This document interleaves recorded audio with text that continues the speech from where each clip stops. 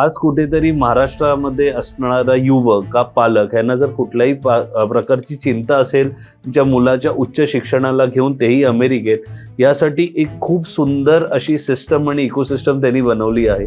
नमस्कार देव कर्लेकरजी, मराठी मोडमध्ये तुमचं खूप खूप स्वागत आहे.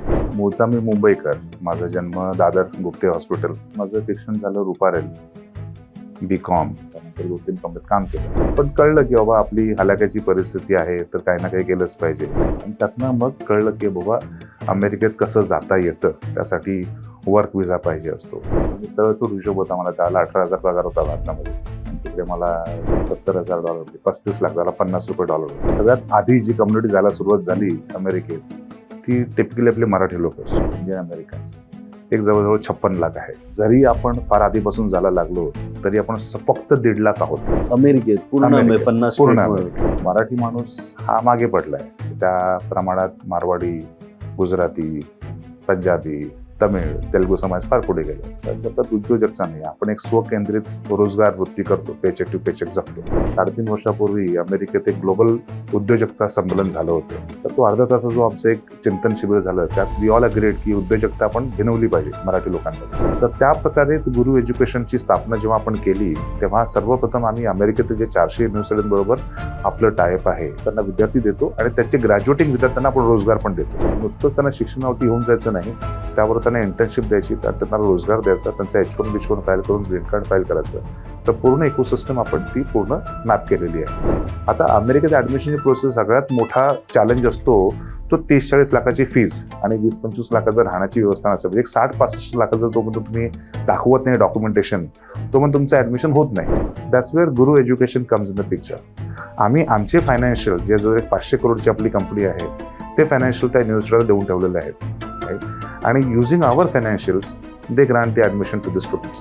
Now 100% candidates they are accepting. Women in general has more career cyclicality.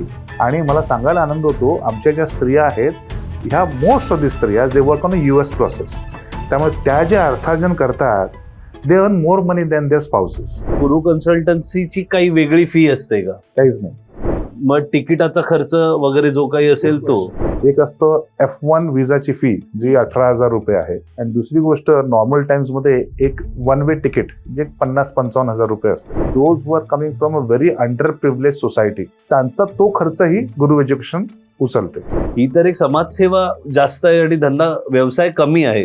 शिक्षण फुकट करून दिलंय, रोजगार इकडे देत आहे. मग ह्या सगळ्यामध्ये गुरु एज्युकेशन कमवतं कसं? एक जो टर्म होता जो खूप वापरला त्याचा ब्रेन ड्रेन, की आपली जर हुशार मुलं सगळी तिकडे गेली आणि तिकडे राहिली आणि तिकडे, मग महाराष्ट्रामध्ये ती मुलं जी आहेत, जी हुशार आहेत, सिन्सिअर आहेत, मग त्यांचं काय होणार? Very good question. तुम्ही महाराष्ट्राच्या कुठल्याही शहरात असाल, फक्त इंटरनेट हवंय, तुम्ही सरांच्या कंपनी बरोबर असोसिएट व्हा आणि त्यांच्याकडे फक्त आणि फक्त तुमच्यासाठी खूप साऱ्या ऑपॉर्च्युनिटीज आहेत.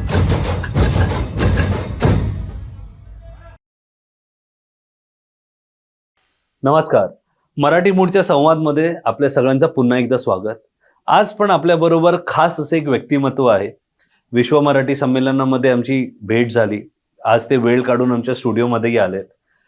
अमेरिकेत मराठी मुलांना शिक्षण तेही मोफत, राहणं तेही मोफत, म्हणजेच त्यांच्यासाठी एक रोजगाराची योजना का जॉब ऑपॉर्च्युनिटी कशी क्रिएट करायची, अमेरिकेला कुठला कोर्स करायचा, अमेरिकेतल्या काय संधी आहेत, काय आव्हानं आहेत, या व्यतिरिक्त ते एक व्यावसायिक आहेत आणि त्यांचे अनेक व्यवसाय आहेत भारतात आणि अमेरिकेत. असं छानसं एक व्यक्तिमत्व ज्यांच्याकडे खूप काही आपल्याला सांगण्यासारखं. तर हा पॉडकास्ट मिस करू नका. जर तुम्हाला तुमच्या परिवारामध्ये, मित्रमंडळीमध्ये कोणालाही परदेशात, त्यात अमेरिकेत जायचं असेल, मग त्याच्यासाठी जाण्यासाठी काय मार्ग आहेत, कसे कमीत कमी पैशात तुम्ही जाऊ शकता, ही सगळी माहिती, त्यांचा व्यवसाय, अमेरिकेतलं आयुष्य, या सगळ्याच गोष्टीवर आज चर्चा करणार आहेत आपल्याबरोबर. नमस्कार देव कर्लेकरजी, मराठी मूडमध्ये तुमचं खूप खूप स्वागत आहे. जसं आता आम्ही बोललो, विश्व मराठी संमेलनमध्ये आपली भेट झाली आणि त्या निमित्ताने तुम्ही मुंबईच्या आमच्या स्टुडिओमध्ये वेळ काढून आलात. सर्वात प्रथम त्याबद्दल खूप खूप धन्यवाद. मराठी मूडच्या स्टुडिओमध्ये आलाय, आपण आता गप्पा मारणारच आहोत. तर मला तुम्हाला एक खूप महत्वाचा प्रश्न विचारायचा सर, कसा आहे तुमचा मूड? मूड छानच आहे. सर्वप्रथम धन्यवाद तुम्ही मला इकडे आमंत्रित केलं. हा आपला 4था कार्यक्रम होता महाराष्ट्र शासनाचा जागतिक मराठी साहित्य संमेलन, आणि गेले 3-1 वर्ष मी त्याला हजेरी लावतो ॲज अ स्पीकर. आणि आपण साहित्याबरोबर एंटरप्रेन्युअरशिप, रोजगार कसा आपण क्रिएट केला पाहिजे, उद्योजकता कशी दिली पाहिजे, ह्यावरती आपलं व्याख्यान असतं. तर आपण तिकडे भेटलात तर धन्यवाद. आणि आज आपण इकडे आहोत. हो, जसं इंट्रोडक्शन मध्ये म्हटलं, बऱ्याच गोष्टी आहेत. म्हणजे एक व्यवसाय नाहीये. तुम्ही शिक्षणात आहात, तुम्ही टेकमध्ये आहात, खूप मोठ्या प्रमाणावर महाराष्ट्राच्या मुलांना का भारतातून शिक्षणासाठी तिकडे जाण्यासाठी करता. पण या सगळ्याच्या आधी देव कर्डेकरांचा स्वतःचा आज 25 वर्ष तुम्ही तिकडे राहताय, 25-26 वर्ष तुमचा जो प्रवास होता, आणि मग गुरु एज्युकेशन, त्याबद्दल आधी बोलूया. आमच्या प्रेक्षकांना तुमच्याबद्दल अजून खरंच जाणायला आवडेल की कसा होता प्रवास एका मराठी माणसाचा अमेरिकेत. म्हणजे आमच्या ग्लोबल मराठीच्या त्या ऑडियन्स म्हणून तुम्ही कसे एक गेस्ट म्हणून जस्टिफाय करता त्याला. सो कसा होता तुमचा प्रवास? God is been very kind. देवाचे आभार, वरच्या देवाचे आभार. मूळचा मी मुंबईकर. माझा जन्म दादर गुप्ते हॉस्पिटल, वाडलो, पाटली, विक्रोळी आणि नंतर गोरेगाव. सर्वसामान्य कनिष्ठ मध्यमवर्गीय कुटुंब आणि hand to mouth, paycheck to paycheck जगणारं. त्यामुळे गरिबी पाहिली आहे. तर काय करता येईल. फॉर्च्युनेटली माझ्या आजूबाजूचे जे होते मारवाडी लोक किंवा गुजराती लोक, पारसी लोक, खोजा लोक, तर ते नेहमीच आर्थिकदृष्ट्या सबळ होते. ते का सबळ झाले यावरती थोडंसं विचार केला तर कळलं की बाबा उद्योजकता आहे किंवा इन्व्हेस्टमेंट करतात, आणि आपण नुसतंच रोजगारदृष्ट्या अवलंबून असतो. तर मग विचार केला काय केलं पाहिजे. त्यासाठी शिक्षण महत्त्वाचं. आणि नंतर म्हटलं बाबा hand to mouth, paycheck to paycheck इकडे जगण्यापेक्षा जगातली सगळ्यात मोठी महासत्ता कुठला देश, तर तो अमेरिका. मग काय करता येईल. इकडे केलं 10,000 15,000 पगार. अमेरिकेत एक किमान त्याला 60 लाखाचा मला जॉब मिळाला 1999ला. कसं झालं ते, म्हणजे इकडे काय जॉब करत होता आणि तिकडे? तर माझं शिक्षण झालं Ruparel, BCom, bachelors of commerce accounting. आणि त्यानंतर परळला महाराष्ट्र सरकारचं लेबर डिपार्टमेंटचं एक संस्था आहे जी तुम्हाला 2 वर्षासाठी डिग्री देते, post doc degree in labour, HR, personnel management. So we compete with XLRI आणि टेस. ओके. ते 2 वर्षाचा पूर्ण स्वयंभू कार्यक्रम असतो ज्यामध्ये आपण विद्यार्थ्यांना human resource management, personal management, labour management ह्यातून विद्यार्थ्यांना फळी उभारतो. ही 1948 सालातली गुलजारलाल नंदांनी, त्यावेळेचे नंतर ते भारताचे पंतप्रधान पण झाले, त्यांनी सुरू केलेली. तो जो एक 70+ वर्षाचा वारसा आहे आणि एक one of the oldest institution आहे. तर गुलजारलाल नंदांनी सुरू केलेली आणि तर महाराष्ट्र सरकार कृत. त्यामुळे शिक्षणाची फी माझी होती 3,500 रुपये वर्षाची. तर I could afford rather going for an MBA spending lakhs of rupees. तर तिकडनं माझं मास्टर्स ऑफ लेबर स्टडीज आणि HR मध्ये झालं. त्यानंतर 2-3 कंपनीत काम केलं. हिंदुस्थान कन्स्ट्रक्शन कंपनी आणि एक IT कंपनी होती, लिडिंग एज सिस्टम्स. आणि त्यातनं कळलं की बाबा सर्वात सधन देश अमेरिका आहे. अमेरिकेत कसं जाता येईल. मग NASSCOMमध्ये जी आमची आपल्या भारतातली कम्प्युटरची एक असोसिएशन आहे तिकडे जायला लागलो. आणि त्यातनं मग कळलं की बाबा अमेरिकेत कसं जाता येतं. त्यासाठी वर्क विजा पाहिजे असतो. त्यानंतर I started applying through the network. आणि त्यातनं मग मला ती संधी मिळाली. त्यात पण एक गमतीची बात अशी आहे, मी NASSCOMला होतो एका मीटिंगमध्ये, आणि इट्स अ टेक्नॉलॉजी मीटिंग. आणि त्याला कसं रुबेदार माणूस विथ सिगार आणि टोपी. दिस इज प्री इंटरनेट एरा. पण त्याला आपण मासिकं पाहायचो. त्याला म्हटलं हा माणूस जरा विजय मल्ल्यासारखा दिसतोय. तर आणि मी त्याला 23 वर्षाचा तरुण होतो. मला राहुलने मी गेलो आणि म्हटलं की excuse me sir, are you mister Mallya. तो असं बघितल्यानंतर मला की yes, how can I help you. म्हटलं की what's a liquor baron is doing to this boring technology conference. मग तो बोलला, my son, I own NASDAQ listed technology company. अचानक काही मला काय सांग, माझी 40 मिलियनची टेक्नॉलॉजी कंपनी आहे. आणि त्याने मला डॅनिश स्टॉकर, जो नंतर माझा बॉस झाला, गोरा माणूस, त्याच्याबरोबर होता कॉन्फरन्सला, इंट्रोड्यूस केला. आणि मग डॅनिशशी भेटलो. तू काय करतो, मी काय करतो. त्याला मी त्या लिडिंग असिस्टंटमध्ये कामाला होतो. तुमचा काय अनुभव आहे HR मध्ये, मर्जर्स, ॲक्विजिशन्स, तुमच्यासारखं लोक पाहिजे. म्हटलं ठीक आहे. माझं कार्ड दिलं, त्यांचं कार्ड दिलं. आणि 2 आठवड्याने मग मला डॅनीचा फोन आला रात्री 11-12 वाजता की बाबा आपण इकडे इकडे भेटलो होतो आणि would love to talk to you.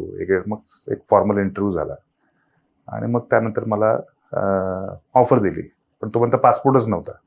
कारण तुम्हाला अमेरिकेहून जॉब ऑफर आली हां, विजय मल्ल्याला एक ऍक्सिडेंटल मीट त्याची मध्ये, कंपनी होती. हो हो हो. आणि तुमच्याकडे तेव्हा पासपोर्ट सुद्धा नव्हता. कारण की म्हणजे घरातला पहिला ग्रॅज्युएट मी. बाबांचं शिक्षण 10वी, आई 7वी पास. तर काय करायचं मग, कसं बसं. मग त्याला पासपोर्ट द्यायला 5-6 महिने लागायचे. सगळे दलाल असायचे, ते घ्यायचे पैसे. मग माझा मामा आहे, मामाला घेऊन गेलो वरळी पासपोर्ट ऑफिसला. मग तिकडे जाऊन पासपोर्ट ऑफिसरला भेटलो. मग जरा म्हटलं बाबा 5 मिनिटाचा वेळ द्या. त्यांना सांगितलं की सर मला असं असं आहे आणि मला एक संधी मिळते आहे आणि मला अमेरिकेला जी संधी मिळते, माझ्याकडे पासपोर्ट नाही, मला पासपोर्ट तुम्ही देता का? असं देता का, काय हे आहे ते आहे, असं तसं. 6 महिने लागतात. म्हटलं सर मला ते 2-3 महिन्यात मला जायचं आहे. मग मला 1-1.5 महिन्यात मला पासपोर्ट मिळाला. त्यावरती that was a big thing. तुम्ही लवकरात लवकर करून देऊ असं तसं. आणि मग पासपोर्ट आला, मग व्हिसाला अप्लाय केलं आणि मग तसं 6 महिन्यामध्ये अमेरिकेत जायला मला संधी मिळाली. सुरुवातीला वाटलं होतं 1-2 वर्षासाठी जाऊ. घरातलं पहिलं आम्ही कधी महाराष्ट्राबाहेर जास्त गेलो नव्हतो. अमेरिका 7 समुद्र पार. त्या काळात इंटरनेट, फोन वगैरे म्हणजे जस्ट फोन असतील, पण ISD STD वाला हो हो हो काळ असेल तो. $3 मला लागायचे 1 मिनिटासाठी फोन करायला त्यावेळेला. आता तर सगळं व्हॉट्सअपमुळे सगळं सपोर्ट झालंय. तर त्याला म्हणजे आपण 2 मिनिटं 3 मिनिटं असं बोलायचो. पण तो पण एक काळ होता. पण कळलं की बाबा आपली हलाखीची परिस्थिती आहे, तर काही ना काही केलंच पाहिजे आणि अर्थार्जन केलंच पाहिजे. आणि सरळसूट हिशोब होता. मला त्याला 18,000 पगार होता भारतामध्ये आणि तिकडे मला एक $70,000 म्हणजे 35 लाख, त्याला $50 होतं. त्या काळाच्या हिशोबाने 18,000ही चांगला पगार होता. म्हणजे बघितला तर मुंबईमध्ये म्हणजे पण अमेरिकेच्या कम्पॅरिझन मध्ये 2-2.25 लाख पॅकेज कुठे आणि 35-40 लाख पॅकेज कुठे. 70,000 त्याला $50 होते. म्हणजे ते ठोकताळ बांधलं होतं की बाबा आपल्याला जगातला सर्वात धनाढ्य देश तिकडे गेलं पाहिजे. आणि त्याप्रमाणे मग ते सगळं झालं. सुरुवातीला वाटलं होतं की 1-2 वर्षासाठी आपण जाऊ, पण नंतर देश आवडला आणि कळलं की बाबा या देशात आपण करू शकतो. तर त्यामुळे अमेरिका देश हा जगातील धनाढ्य देश. आजकाल आपण पाहतच आहात की आपण देशाचा राष्ट्रपतीही गणपती बाप्पा मोरयासारखा उचलतो. कुठल्याही देशात जाऊन काही सत्ता पालट करू शकतो. तर ज्याने अमेरिका काबीज केली तो दुनिया काबीज करतो. आणि माझं असं प्रांजळमध्ये की जेवढे भारतीय अमेरिकेत जातील, त्यातील सोशिओ पॉलिटिकल ॲक्टिव्हिटीजमध्ये जेवढे इन्व्हॉल्व्ह होतील, उद्योजकता निर्माण करतील. आता भारताचा उदय काय झाला याचं सर्वात one of the main reason is आपले फॉरेन डायरेक्ट इन्व्हेस्टमेंट आहे किंवा जे IT आउटसोर्सिंग आहे, हे आमच्यासारख्याच लोकांनी केलं आहे. गेल्या 26 वर्षामध्ये जवळजवळ 8,500 लोकांना आपण उद्योजकता दिली आहे. म्हणजे भारतीय लोकांना अमेरिकेत घेऊन गेलो आणि भारतामध्ये जवळ 2,500-3 हजार लोकांना आपण रोजगार उपलब्ध केला माझ्यासारख्या सामान्य माणसाला. तर हे करता आलं कारण की अमेरिकेचा जो लँडस्केप आहे, ऑपॉर्च्युनिटी आहे, त्यामुळेच आपण करू शकलो. तर त्यामुळे मग म्हटलं की बाबा चला, किर्लोस्करच्या पुढे गाडी जात नाही, आपण कारलेकर आहोत, तर आपण पण असं स्केलेबल रेव्हेन्यू करू शकतो. आणि त्यातनं मग गुरु ग्रुपची संकल्पना, कारण की गेले 26 वर्षापासून आपण लोकांना टेक्नॉलॉजीचं ट्रेनिंग देत आहोत, रोजगार देत आहोत. तर ट्रेनर किंवा गुरु म्हणून ते जरी नाव देव असलं, म्हणतात काही लोक आहेत एक वरचा देव एक खालचा देव, पण जो आमचा पंजाबी समाज आहे ते म्हणतात बाबा तू मराठी असून उद्योजक कसा, तुला गुजराती पण येतं, तुला पंजाबी येतं, मराठी येतं, बांगला कळतं, तेलुगू पण येतं, तर नक्की काय, म्हणजे पाणी रे पाणी तेरा रंग कैसा, तू गुरु का आदमी. मग गुरु नानक देव तू सगळ्यांना एकत्रित घेऊन येतो. मग पंजाबी आहेत, तेलुगू आहेत, मराठी आहेत, गुजराती आहेत, बंगाली आहेत, सर्वांनाच एकत्रित येतो. आता काय लोक असे ग्रुपमध्ये कम्युनिटी पुरतेच राहतात. तर आपण उद्योजकता म्हटली सर्वांना घेऊन पुढे चालायचा प्रयत्न करतो. मग ते गुरु नानक देवजींमुळे ते गुरु ग्रुप ऑफ कंपनीज अच्छा. आपण स्थापन केली. असं पडलं हे नाव. हो हो हो, गुरु नानक यांच्यावर आपलं. हा, माझे एक मित्र आहेत तिकडे आत्मा सिंग, तर त्यांनी ते सांगत बाबा तू एक असं का नाही करत, तू सगळ्यांना एकत्र घेऊन येतोस, जेवढं समाजकार्य करतोस. आणि आमचे 2 भाग आहेत, एक आपण स्त्रियांसाठी पण रोजगार उपलब्ध करतो, वुमन इन टेक किंवा वुमन इन एम्प्लॉयमेंट, भारतात, अमेरिकेत, कॅनडामध्ये. तर त्यांचं असं होतं की बाबा तू दिस इज व्हॉट दे डिड, जातपात किंवा सर्वांना एकत्र आणणं, तर तू पण तेच करतोयस. ऑब्व्हियसली आपण 21व्या शतकात आहोत, तर तू भलं करतोयस, तर त्याचं नाव घे आणि त्याच्या नावाने सुरू कर. तो म्हणजे मोठ्या भावासारखा होता, म्हणून ते गुरु ग्रुपची आपण स्थापना केली. आज आपण एवढे वर्ष तिकडे राहताय, व्यवसाय केला, असा गुरु ग्रुप फॉर्म केला, ह्याच्यामध्ये आपल्याकडे एज्युकेशन पण आहे, टेक पण आहे, रिअल इस्टेटमध्ये पण आहात. हे सगळे व्यवसाय म्हणजे नोकरी करून आता व्यवसाय करूया, आणि ती कुठून आली, म्हणजे की कुठून आली? हा, की नोकरी सोडून व्यवसाय? कारण मराठी माणसासाठी तोच एक पॉइंट असतो जिकडे तो नाही डिसाईड करू शकत. बरोबर आहे. आणि आपण सर्वच त्या प्रवाहातनं जात असतो. 2 गोष्टी कारणीभूत आहेत, एक म्हणजे बाबा आणि दुसरी म्हणजे माझी बायको. तर बाबांचं आधीपासूनच होतं उद्योजकता केलीच पाहिजे. आणि बाबांनी फार वर्ष आधी मुंबई महाराष्ट्र झालीच पाहिजे. म्हणजे वय वर्ष 14 वर्षाचं असताना त्यांनी त्यात पुढाकार घेतला होता. संयुक्त महाराष्ट्राचे फटके खाल्ले होते. आणि ते त्यांच्यामध्ये एक ते होतं की बाबा आपण मुंबई महाराष्ट्र झाली पाहिजे. पण आज पाहिलं तुम्ही, दाणा मार्केट असू दे, शेअर मार्केट असू दे, उद्योजकता असू दे, मराठी माणूस हा मागे पडलाय. त्या प्रमाणात मारवाडी, गुजराती, पंजाबी, तमिळ, तेलगू समाज फार पुढे गेलाय. तर का? कारण की आपला उद्योजकता नाही, आपण एक स्वकेंद्रित रोजगार वृत्ती करतो, पेचेक टू पेचेक जगतो.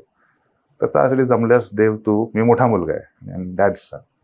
वडिलांना म्हणजे आई भरपूर झुडून काढायची, त्यामुळे वडिलांकडे माझं जरा जास्तच सहानुभूती असायची. आणि मोठा मुलगा असल्यामुळे वडील म्हणाले बाबा तू काहीतरी कर असं. तर तो सगळ्यात मोठा भाग. पण ॲज यू राईटली सेड की सगळं 150-200Kचा पगार आहे, 1.5 करोड कमी कमवतात, ते सगळं सोडून उडी मारायची. तर दुसरी गोष्ट होती बायको. तर माझ्या वडिलांची लाडकी माझी बायको पण आहे, मोठी सून. आणि ती म्हणाली बाबा एवढं जर वडिलांचं आहे आणि एवढं तुला करायचं आहे, करू की नको करू, करू की नको करू, to be not.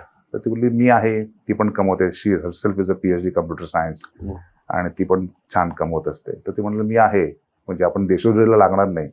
Worst situation काय होईल, नाही जमलं तू पुन्हा रोजगार कर, पण जर मनात असेल बाबांच्या तुझ्या, तर this is the time to do it, right. आणि त्यामुळे आपण ती उडी मारली असं. आणि God is been very kind. आता जवळजवळ आपल्याकडे एक 680 लोकांना आपण रोजगार देतो आहोत. आणि दिस ऑल द 2 पीपल, म्हणजे वडील आणि ऑब्व्हियसली बायको.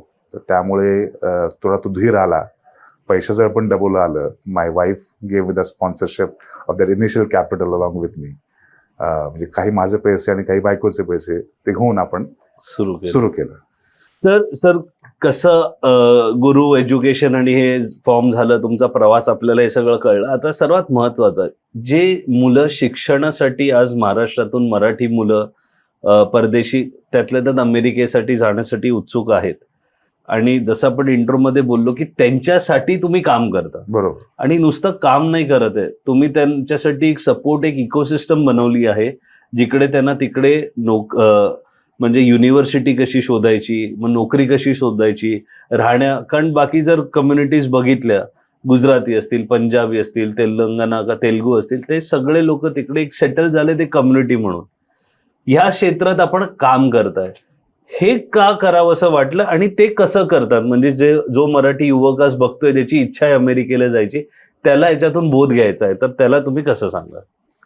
तर सर्वप्रथम सर्वात ओल्डेस्ट एथनिसिटी हे मराठी लोक अमेरिकेत जायला लागले. 1958 सालापासून आपण अमेरिकेत जातो. ओल्डेस्ट का? म्हणजे अच्छा, सर्वात शेवटी जी सुरू केलं ज्यांनी, सगळ्यात आधी जी कम्युनिटी जायला सुरुवात झाली अमेरिकेत, ती टिपिकली आपले मराठी लोक, सुशिक्षित. आपल्याकडे शिक्षण आपला एक न्यूक्लिअर वेपन आहे, आपल्याकडे आपली स्ट्रेंथ आहे. करेक्ट. तर doctor, civil engineers, mechanical engineers हे 58, 60, 62 सालापासून सुरुवात झाली. आज अमेरिकेची लोकसंख्या, भारतीय जे आहोत, इंडियन अमेरिकन्स, एक जवळजवळ 56 लाख आहे. जरी आपण फार आधीपासून जायला लागलो तरी आपण फक्त 1.5 लाख आहोत. 56 लाखापैकी फक्त 1.5 लाख आपले मराठी समाज आहे अमेरिकेत पूर्ण अमेरिकेत, 50 पूर्ण state मध्ये. अमेरिकेत. अमेरिका हा भारतापेक्षा 3.5 पटीने मोठा देश आहे बरोबर. आणि 34 ट्रिलियन म्हणजे भारतापेक्षा 8.5-9 पटीने जास्त पैसा पण आहे. हम्म. आणि अमेरिकेची लोकसंख्या आहे 33 करोड, त्याचे 56 लाख म्हणजे जवळ 1.5% लोकसंख्येच्या आपण आहोत. तर 56 लाखापैकी भारतीय जे आहेत त्यापैकी मराठी लोक फक्त 1.5 लाख आहेत. गुजराती लोक एक 72-74 सालापासून जायला लागले, म्हणजे जवळ 14 वर्ष नंतर मराठी लोकांपासून. ते आजच्या तारखेला 17.5 लाख आहेत लोकसंख्या आउट ऑफ 56 लाख. जे पंजाबी लोक जायला लागले 84-85 सालापासून, जे दिल्लीमध्ये थोडं झालं, तर ते पण आजच्या तारखेला 12 लाख आहेत. आणि 94-95 सालापासून चंद्रबाबू नायडूंमुळे एक तेलुगू समाज जायला लागला, कारण त्यांनी टेक्नॉलॉजीवरती फोकस दिलं आणि तो पण तेलुगू समाजात 7.5 लाख आहे. मग विचार केला मराठी लोक 1.5 लाख का? कारण की हा जो समाज गेला आहे, गुजराती समाज, पंजाबी समाज, तेलुगू समाज, हे सर्व समाज जो गेलाय तो उद्योजकता म्हणून गेली. म्हणजे गुजरात्यांनी हॉटेल्स, मोटेल्स, रेस्टॉरंट सुरू केले, पंजाब्यांनी petrol pump, gas station, restaurant सुरू केले, तेलुगू लोकांनी आयटीच्या कंपन्या उघडल्या तिकडे as well as भारतातही. व्हेअरएज मराठी लोक जे गेले, कोण सिव्हिल इंजिनियर आहे, कोण मेकॅनिक, कोण IT वाला जरी असेल तर तो एक रोजगार म्हणून गेला, नोकरी करतो. तो उद्योजकता म्हणजे 10, 20, 50, 100 लोकांसाठी त्याने उद्योजकता फार कमी लोकांनी तयार केली. आहेत उद्योजक, मला सांगायला आनंद आहे. गिरीश गायतोंडे नावाचे एक मराठी आहे, त्यांनी आत्ताच 2 वर्षापूर्वी एक 240 मिलियनला एक मोठी कंपनी विकली, त्यांची स्वतःची 30 वर्ष जुनी कंपनी आहेत, पण फार अँड फ्यू. जास्त करून गुजराती, पंजाबी, तेलुगू लोकांचं डॉमिनन्स आहे. आता हे करताना आपण मराठी उद्योजकता नसल्यामुळे आपण लोकसंख्या तेवढ्या प्रमाणात आपण गेलो नाही. तर त्यासाठी या भर तर व्हॉट गुरु एज्युकेशनने केलेलं आहे, तर सर्वप्रथम आपण टॉप डाऊन अप्रोच करतो. म्हणजे मला सांगायला आनंद आहे की मुंबई विद्यापीठाचे कुलगुरू डॉक्टर कुलकर्णी सर किंवा तिकडचे रजिस्ट्रार डॉक्टर पाटील सर यांनी आम्हाला चांगल्या प्रकारे कॉपरेट केलं, कारण की ते समजतात मराठी लोकांच्या व्यथा. एक 3.5 वर्षापूर्वी अमेरिकेत एक ग्लोबल उद्योजकता संमेलन झालं होतं. त्यात मग कुलकर्णी सर, पाटील सर जे मुंबई विद्यापीठाचे सर्व आहेत, आणि त्याबरोबर मग आपले MIT विश्वनाथ कराड साहेबांचे मुलगे राहुल कराड, ह्याबरोबर आपलं एक चिंतन शिबिर झालं. कारण की मी पण उद्योजक आहेत आणि राहुल पण उद्योजक आहेत, तर त्यामुळे आपण काय केलं पाहिजे, राईट. तर तो अर्धा तासा जो आमचं एक चिंतन शिबिर झालं, त्यात वी ऑल अग्रीड की उद्योजकता आपण भिनवली पाहिजे मराठी लोकांमध्ये. मग त्याला राहुलजी पण बोलले की सर तुम्ही बघा आणि हे करायला आम्ही सपोर्ट करू, MIT तुमच्याबरोबर कोलॅबोरेट करेल. आणि त्याला कुलकर्णी सर पण बोलले मुंबई युनिव्हर्सिटी तुमच्यावर कोलॅबोरेट करेल, तुम्हाला मुलं घेऊन जाऊ. पण प्रॉब्लेम असा आहे की अमेरिकेत शिक्षणावरती किमान 40-60 लाखाचा खर्च असतो. 2 वर्षाचं मास्टर्सचं शिक्षण म्हटलं, डिपेंडिंग अपॉन द युनिव्हर्सिटी, एक 40-60 लाखाचा खर्च असतो नुसत्या शिक्षणावरती. आणि 2 वर्ष राहणं म्हटलं, एक महिन्याला 1 लाख खर्च देत धरला तर एक 25-1 लाखाचा खर्च असतो. तर 60 आणि 25 म्हणजे तुमच्या जवळजवळ एक 85 लाख रुपयाचा खर्च असतो. तर ते लोन घेणं कसं घेणार, मग त्याला लोक धजावणार नाही. तर can you bring affordability in this? तर मी म्हटलं की ठीक आहे सर, मला 1-2 वर्ष हे प्युअरली म्हणजे मराठी मुलांच्या पर्स्पेक्टिव्हने, मराठी लोकांच्या पर्स्पेक्टिव्हने. आणि जसं तुम्ही म्हणालात, गुजरातचं कसं असतं, मामा काका कोण ना कोण फॅमिली मेंबर असतो, तेलुगू लोकांकडून असतो, आणि त्यांना ती इकोसिस्टम माहिती आहे, आणि ते तिकडे राहणं काकाच्या मामाच्या घरात करतात, तो खर्च त्यांचा आटोक्यात असतो, राईट. आणि प्लस तो एक सधन समाज म्हणून झालाय उद्योजकता असल्यामुळे. मराठी लोकांना तो सधन समाज, मिडल क्लास आपली वृत्ती आहे, राईट. आणि 70-80 लाख रुपये भरपूर. आता 2 मुलं असतील म्हणजे तुम्ही 1.5 करोड गेले तुमचे, राईट. तर त्यासाठी आपण काय करता येत असेल का? तर राहुलजी बोलले कॅन यू ब्रिंग अफोर्डेबिलिटी? तुम्ही म्हटलं की ठीक आहे सर, आपण करू. मग त्या अनुषंगाने मग आम्ही सर्वप्रथम US ज्या युनिव्हर्सिटी होत्या तिकडे जाऊन गुरु एज्युकेशनद्वारे त्यांच्याशी आपण MOU केले. तर आपल्याकडे सध्या आता 400 युनिव्हर्सिटीज आहेत, त्यापैकी जवळ 40 युनिव्हर्सिटी आपल्याकडे एक्सक्लुझिव्हिटी आहे to give them the students. आपण त्यांना होलसेलमधून विद्यार्थी देतो. म्हणजे आता यावर्षी आम्ही जवळजवळ 700 विद्यार्थी आपण भारतातनं घेऊन जातो, जास्त करून महाराष्ट्रातनं घेऊन चाललो. आणि अमेरिकेमध्ये अमेरिकेतले स्टेमसाठी जास्त जात नाही, त्यांना डिपेंड करावं लागतं भारतावर. कारण की आपण भारतीय लोक म्हणजे सायन्स, टेक्नॉलॉजी, इंजिनिअरिंग, मॅथमॅटिक्स पळून प्यालेलो होतं. अमेरिकन तो मग लिबरल आर्ट्स आणि हिस्ट्री बिस्ट्री तो सगळं नॉन स्टेममध्ये त्यांचं जास्त भर असतं.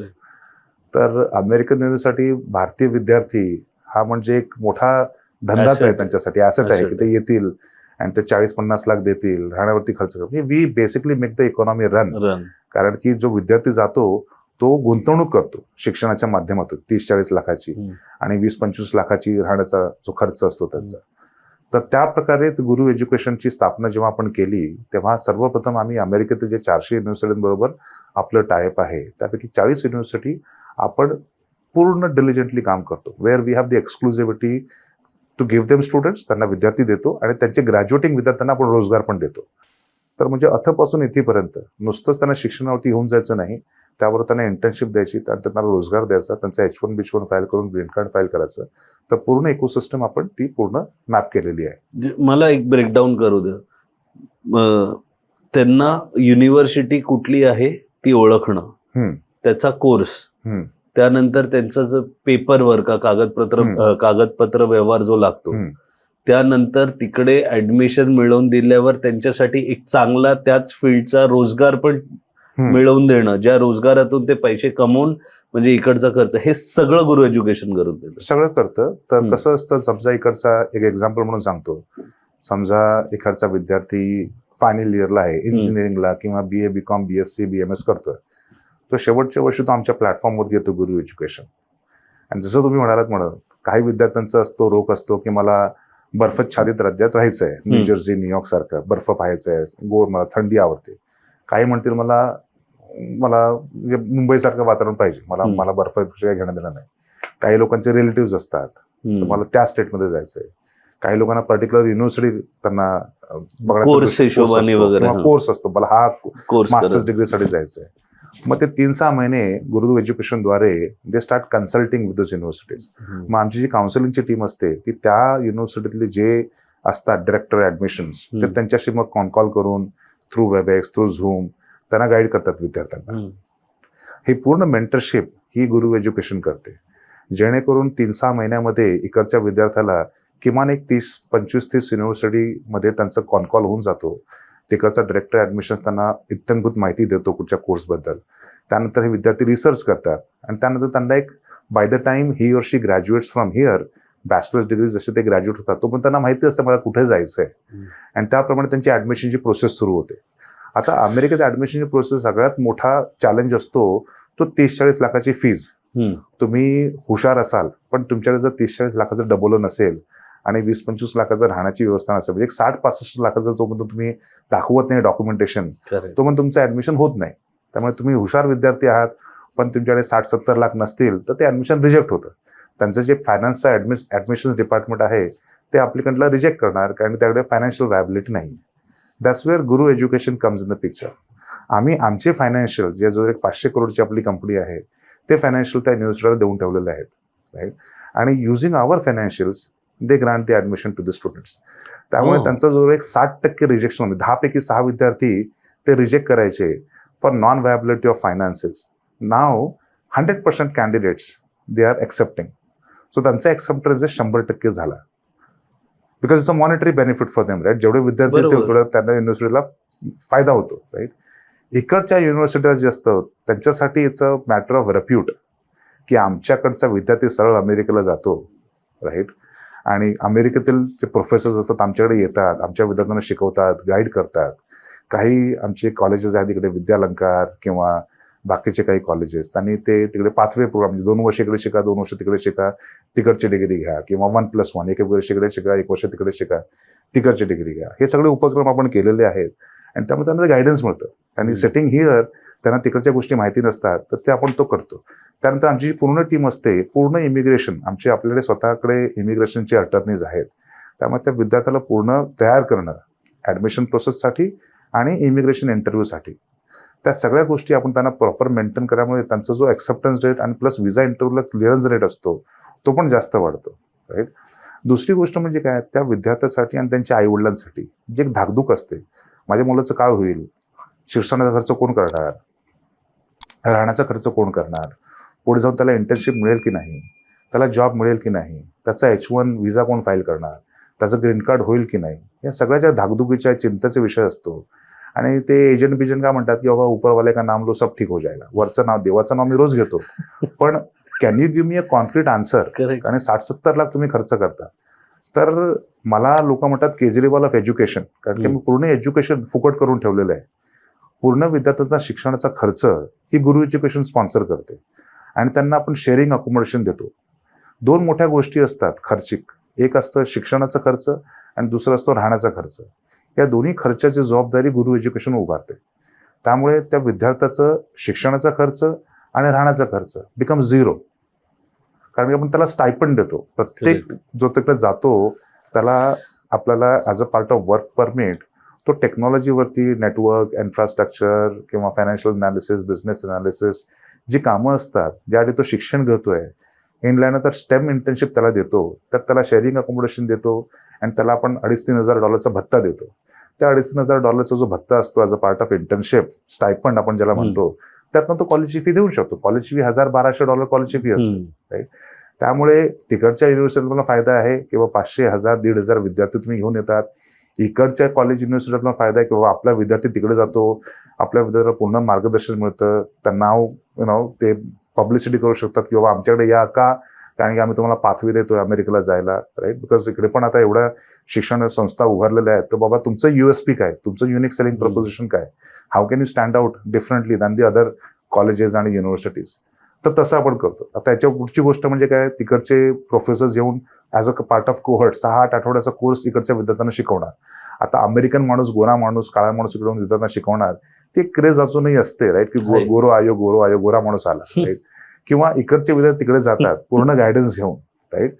तर there is no price tag to it. त्यामुळे इकडच्या कॉलेजला पण मार्केट रेप्युटेशन वाढतं, ब्रँडिंग वाढतं, PR वाढतं आणि तिकडच्या कॉलेजमध्ये त्यांना स्टुडंटचा आवाका मिळतो. जो 60% रिजेक्शन होतं आता 100% सिलेक्शन झालं. आणि हुशार मुलं मिळतात जे खरंच त्या ज्ञानाचं काहीतरी हे वापर करणार आहेत पुढे आयुष्यात. की अमेरिकेत जर तुम्ही हुशार आहात, तुम्ही मेरिटमध्ये येऊ शकता, तर stem, science, technology, education, mathematics आणि फायनान्स ह्या कार्यक्षेत्रात जर तुम्ही शिक्षण घेत असाल आणि तुमची इच्छा आहे परदेशात, त्यातल्या तर अमेरिकेसारख्या देशात जाऊन शिक्षण घ्यायची, तर गुरु एज्युकेशनने ते एकदम फुकटच करून टाकलंय. फक्त तुम्हाला त्यांच्या टीमवर आणि त्यांचा कॉन्टॅक्ट नंबर आणि वेबसाईट आमच्या YouTube व्हिडिओमध्ये मिळेल, डिस्क्रिप्शनमध्ये मिळेल. त्यांना संपर्क करा आणि पुढचा सगळा तुमचा जो प्रवास आहे तो गुरु एज्युकेशन त्याला मार्गाला लावून देईल. बरोबर. त्या व्यतिरिक्त जर कुठलं कॉलेज आहे, जर कोणी शिक्षक वगैरे बघतायत, तर एक कॉलेज म्हणून पण तुम्हाला गुरु एज्युकेशन बरोबर असोसिएट होऊन त्याचे खूप फायदे आहेत, अनेक फायदे आहेत. त्यासाठी तुम्ही गुरु एज्युकेशनला कनेक्ट करू शकता. आमचा नंबर, यांची वेबसाईट सगळंच इकडे आहे आणि डिरेक्टली प्लीज कनेक्ट करा. म्हणजे जास्तीत जास्त मराठी युवकांचा फायदा होतोय. तो करणारा एक मराठी माणूस आहे ज्यांनी 25 वर्ष संघर्ष करून आज असं एक इकोसिस्टम आपल्यासाठी तयार केली आहे. नक्की याचा फायदा घ्या. येस. तर आपण काय केलंय की शिक्षण आणि अकोमोडेशन या 2 गोष्टी आपण, because it get sponsored by Guru education. दुसरी गोष्ट, अ कम्प्लीट क्लॅरिटी अथपासून इथेपर्यंत. माझा मुलगा मुलगी अमेरिकेत कुठे जात आहेत, त्यांची राहण्याची व्यवस्था कशी असेल, ते काय अर्थार्जनासाठी काय इंटर्नशिप करतायत, त्यांना स्टायपंड किती मिळतोय, आणि त्यांना एवढा स्टायपंड देतो, not only they can pay for the tuition fee, they can support the parents also here. कारण की भरपूर विद्यार्थी असतात माझ्यासारखे कनिष्ठ मध्यमवर्गीय कुटुंबात जातात, आई वडील रिटायर असतात किंवा रोजगार नसतो, तर ते विद्यार्थी तिकडनं एवढा पैसा इकडे भारतात पाठवू शकतात की त्यांच्या आई वडिलांचा पण उदरनिर्वाह चालू शकेल. तर हे करतानाच आम्ही त्यांना उद्योजकताबद्दल पण त्यांना आपण शिकवतो की बाबा जेव्हा ते आपल्या हॉटेल मॅनेजमेंट किंवा हेल्थकेअर मॅनेजमेंटचे आपले प्रोडक्ट्स वापरतात, तर त्यातनं जाऊन ते पुढे जाऊन ते पण त्यात इन्व्हेस्ट करतील किंवा हॉटेल्स उघडतील, रेस्टॉरंट उघडतील, कमर्शियल रिअल इस्टेट घेतील किंवा टेक्नॉलॉजीचे धंदे उघडतील, राईट. तर नॉट ओनली त्यांना रोजगार शिक्षणासाठी घेऊन जातोय, त्यांना रोजगार देतोय आणि त्यांच्यामध्ये उद्योजकताचा एक जो किडा आहे, सुलेमानी किडा, तो पण त्यामध्ये टाकतोय. कारण की ज्याप्रमाणे तेलुगू, पंजाबी, गुजराती समाज एकसंघ पण उभा राहिला उद्योजकतेमुळे, तसा आपला मराठी समाजही एकसंघ उभा राहू शकतो जर त्यांमध्ये उद्योजकता आली तर. बरोबर. जर एक देव कार्लेकर 10,000 लोकांना रोजगार देऊ शकतो गेल्या 25 वर्षामध्ये, तर माझं असं प्रांजळ मत आहे, जर मी एक 100 देव कार्लेकर उभे केले तर ते एक 10 लाख उद्योजकताच आपण उभारू शकतो. कारण everybody creates 5-10,000 employment for those people, right. म्हणजे मोदी साहेब म्हणतात की बाबा आपल्याला जर विश्वगुरू व्हायचं आहे, एक आर्थिक महासत्ता व्हायचं आहे, 4 ट्रिलियनची आपल्याला 10 आणि 15 आणि 20 ट्रिलियन जर इकॉनॉमी करायची असेल, मोदी साहेब आणि अमित शहा साहेब त्यांच्यापर्यंत एवढं करतील तेवढं छानच करतील. पण माझं असं वैयक्तिक मत आहे की आपण सर्वांनी पण त्यात एक खारुताईचा वाटा उचलला पाहिजे. आणि जेणेकरून म्हणजे भारतात काम करून 2 लाख 3 लाख 4 लाख 5 लाख तुम्ही कमवता, अमेरिकेत तोच तुम्ही 1 करोड कमवता, 1.5 करोड कमवता, म्हणजे एक 20 टाइम्स 20 पटीने 15 पटीने तुम्ही जास्त कमवता. तर तुम्ही ते 5-10 वर्ष तुम्ही उमेदीची द्या. आणि अमेरिकामध्ये काय सेम भाषा, म्हणजे तुम्ही इंग्रजी तुम्हाला भारतातही येते आणि इंग्रजी तुम्ही अमेरिकेतही वापरता, राईट. त्याबरोबर 25 वर्ष झाली मला माझं मराठी गुजराती चांगल्या प्रकारे मी बोलू शकतो, पंजाबी जे म्हणाल तुम्ही ते. तर तुम्ही एक दुवा असता, जसे मोदी साहेब म्हणाले की बाबा NRIs आर माय अँबॅसेडर्स, तुम्ही माझे एक अँबॅसेडर म्हणून जिकडे जाल तिकडे भारताचा झेंडा तुम्ही बुलंद करा आणि त्या देशाचं पण भलं करा आणि भारताचं पण भलं करा. आणि आपण तेच करतो. आपण एक दुवा आहोत. अमेरिका ही जर माझी बायको असेल तर भारत ही माझी आई आहे. फार साम्य आहे दोन्ही देशांमध्ये, म्हणजे डिव्हर्सिटी म्हणा, different opportunities, different ethnicities, different religions, आणि सर्वांना एक समान संधी मिळते. फक्त काय भारतामध्ये 150 करोडची लोकसंख्या आहे आणि 4 ट्रिलियनचं GDP आहे. म्हणजे लोकसंख्या जास्त आहे आणि 4 ट्रिलियन फक्त आपली GDP आहे. वेळेस अमेरिकेमध्ये 33 करोड लोकसंख्या, भारताच्या 17-18% लोकसंख्या आहे आणि 34 ट्रिलियनची GDP आहे. 9 पटीने जास्त पैसा आहे. त्यामुळे जसं राहुल गांधी म्हणतात तसं की इधर से आलू डालूंगा उधर से सोना निकलेगा, हे खरोखर सत्य आहे इन माय ओपिनियन. कारण अमेरिकेमध्ये odds are in your favour, कॉम्पिटिशनच नाही आहेत. म्हणजे अमेरिकेतील हाऊसहोल्ड इन्कम एका नॉर्मल अमेरिकेचं कुटुंबाचं हे जवळजवळ $56,000 आहे. तेच इंडियन अमेरिकन म्हणजे भारतीय जो अमेरिकन आहे त्याचं $1,30,000 आहे. म्हणजे मोर दॅन 2.5 टाइम्स आपण जास्त कमवतो. आपण इंडियन अमेरिकन कम्युनिटी पाहाल तर richest community, highest educated community अमेरिकेत, tax paying highest tax paying community. आपण 1.5% लोकसंख्येचे आहोत, पण आपण 7% ऑफ द GDP ला कॉन्ट्रीब्यूट करतो. जर तुम्ही हॉटेलियर म्हणाल, तुम्ही हॉटेलियर पण आहे. आम्ही फक्त 20,000 हॉटेलियर्स आहोत आणि आम्ही 60% हॉटेल्स अमेरिकेतील are owned by this 20,000 members. आणि आम्ही 400 बिलियन, जे मुंबईचं GDP आहे is about 400 billion, Maharashtra GDP 600 billion आहे, राईट. म्हणजे मुंबईचा जो GDP आहे 2.5 करोड लोक जेवढं कमवतात 400 बिलियन, तेवढं मी 20,000 हॉटेलियर कमवतो, राईट. आणि त्याचा सरळ इम्पॅक्ट हा भारतावरती पडतो, कारण की आम्ही फर्स्ट जनरेशन मोस्टली इमिग्रंट आहोत. त्यामुळे इकडे हॉटेलियर्ससाठी जे लोकसंख्या पाहिजे काम करायला, किंवा जे आपल्याला सोर्सिंग करतो गुड्स हॉटेलसाठी, फर्निचर्स काय, हे काय, ते काय, ते सर्व भारतात आपण घेऊन येतो जास्त करून, राईट. तर त्यामुळे जसा त्या देशाची प्रगती होते आणि जे आपण भारतीय लोक त्या देशातली प्रगती करतो आहोत, तर भारताला डायरेक्ट पॉझिटिव्ह इम्पॅक्ट म्हणून पडतो, राईट. तर माझं असंच मत आहे की जेवढं आपण अमेरिका 5-10 वर्ष काम कराल, 1 करोड प्रमाणे 10 वर्षात 10 करोड तुमचे होतील, 5-6 करोड तुम्ही वाचवाल. तुमचे 5 करोड वाचले, 60% प्रमाणे तुम्ही 35 लाख रुपये तुम्हाला नुसतं इंटरेस्ट मिळवा बँकेचं. तुम्हाला कधीच पेचेक टू पेचेक जगायची गरज लागणार नाही, राईट. तुम्ही एक मजा म्हणून तुम्ही प्रोफेशन एन्जॉय कराल, you will give it back to the community, आणि एक स्ट्रेस फ्री तुम्ही आयुष्य जगाल. तर तुमच्या उमेदीची 10 वर्ष तुम्ही एक वेस्टर्न सिव्हिलायझेशनला, मी अमेरिकेत राहतो म्हणून मी असं म्हणेन अमेरिकेला द्या.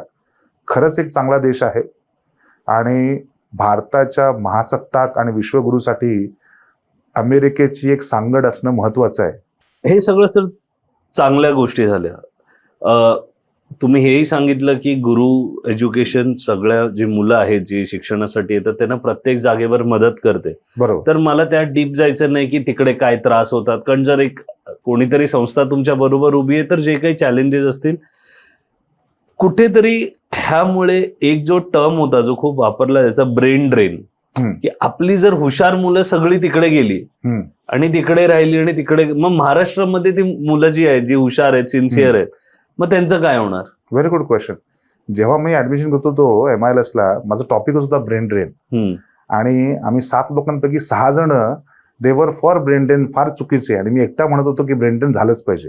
ओके. ते मी सांगतो का, जर एक देव कार्लेकर तिकडे जाऊन तो 8-10 हजार लोकांना तिकडे रोजगार उपलब्ध करतो, 2,500-3 हजार लोकांना इकडे रोजगार उपलब्ध करतो.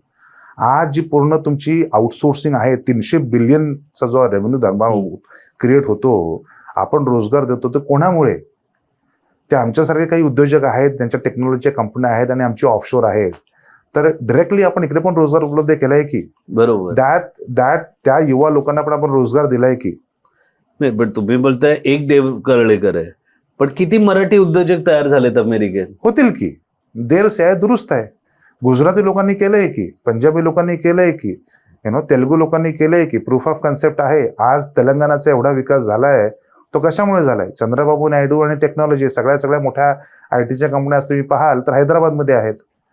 गुजराती उद्योजक झाला, पूर्ण हॉटेल इंडस्ट्री ते डॉमिनेट करतात. गुजरातचा एवढा विकास झाला, one of the poorest state. आज गुजरात नेक टू नेक महाराष्ट्राच्या नंतर गुजरातचा नंबर लागतो. का? कारण उद्योजकता आहे त्यांच्यामध्ये. पंजाबचं पण आपण तेच म्हणू शकतो, उद्योजकता आहे त्यांच्यामध्ये. महाराष्ट्र हा नेहमीच सधन प्रांत होता, स्टेट होता. जर तुम्ही पाहाल, आपण भारताच्या जीडीपीला 14% जीडीपी हा महाराष्ट्र एकट्याच प्रदेशाचा आहे. For the first time we degrew. 14%चे 13.5% झाले. उदय सामंत मला तेच म्हणाले की देवजी तुम्ही उद्योजकतेवरती बोलाच, अर्धा तास बोला. का? कारण की आपण मागे पडत चाललो. 14%चे 13.5% झाले. म्हणजे काय? आपला मार्केट शेअर घसरला आणि त्याचा जो डायरेक्ट कॉम्पिटिशन जाते गुजरातला आणि तेलंगणाला आणि बाकी सगळ्यामध्ये. तर आपण ही घोडदौड कायम ठेवली पाहिजे. पुढच्या 5-10 वर्षात आंतरराष्ट्रीय शिक्षण तुम्ही कसं बदलताना बघताय? कारण जसं आत्ताच हल्ली आपण अमेरिकेबद्दलच बोललो, तर मग ज्या हिशोबाने त्यांना फीज वगैरे लावल्या की एवढे पैसे देऊनच तुम्हाला परत नोकरीसाठी वगैरे, मग आणि आपण स्टेम एज्युकेशन बद्दल बोलतोय त्यात, मग हे तुम्ही कसं बदलताना बघताय? कारण मध्ये असं एक झालं होतं की आता अमेरिकेत जाणं कठीण झालंय. तुमच्याशी बोलल्यावर वाटतं एवढा सोपा मार्गच नाहीये मराठी मुलांना अमेरिकेला जायला, कारण तुम्ही आज ती सोय करून दिली. तो बदल कसा बघता तुम्ही? मीडिया माझ्या मते ही एक दुहेरी तलवार आहे, राईट. काही मीडिया पॉझिटिव्ह दाखवते, काही मीडिया एक फिअर मॉंगरिंग करते. तर अमेरिकेबद्दल फिअर मॉंगरिंग जास्त करतात. अमेरिका खरंच छान देश आहे आणि America always encourages legal immigration. Legal immigration is the ethos of America. म्हणजे अमेरिका हा देश एक नेटिव्ह अमेरिकन सोडले, ज्यांना आपण रेड इंडियन पण म्हणतो, ते जे गोरे, काळे, हिरवे, निळे, पिवळे सगळे आपले जर कुठून ना कुठून तरी अक्रॉस द ग्लोब अमेरिकेत गेलेले. America is a country of immigrants. We are a country of immigrants. We are it's a basically melting pot of immigrant population, right. आम्ही शिक्षण, we have completely disturbed the education, right. ज्यामध्ये आपण शिक्षणच हे आपण फुकट करून टाकलंय. हा शिक्षण आपण एक फुकट करून टाकलंय. दोन जे महत्वाचे भाग असतात, एक शिक्षणाची फी आणि दुसरी म्हणजे राहण्याचा खर्च. हे दोन जर खर्च जर तुम्ही फुकट केले तर मग राहिलं काय? काहीच नाही, राईट.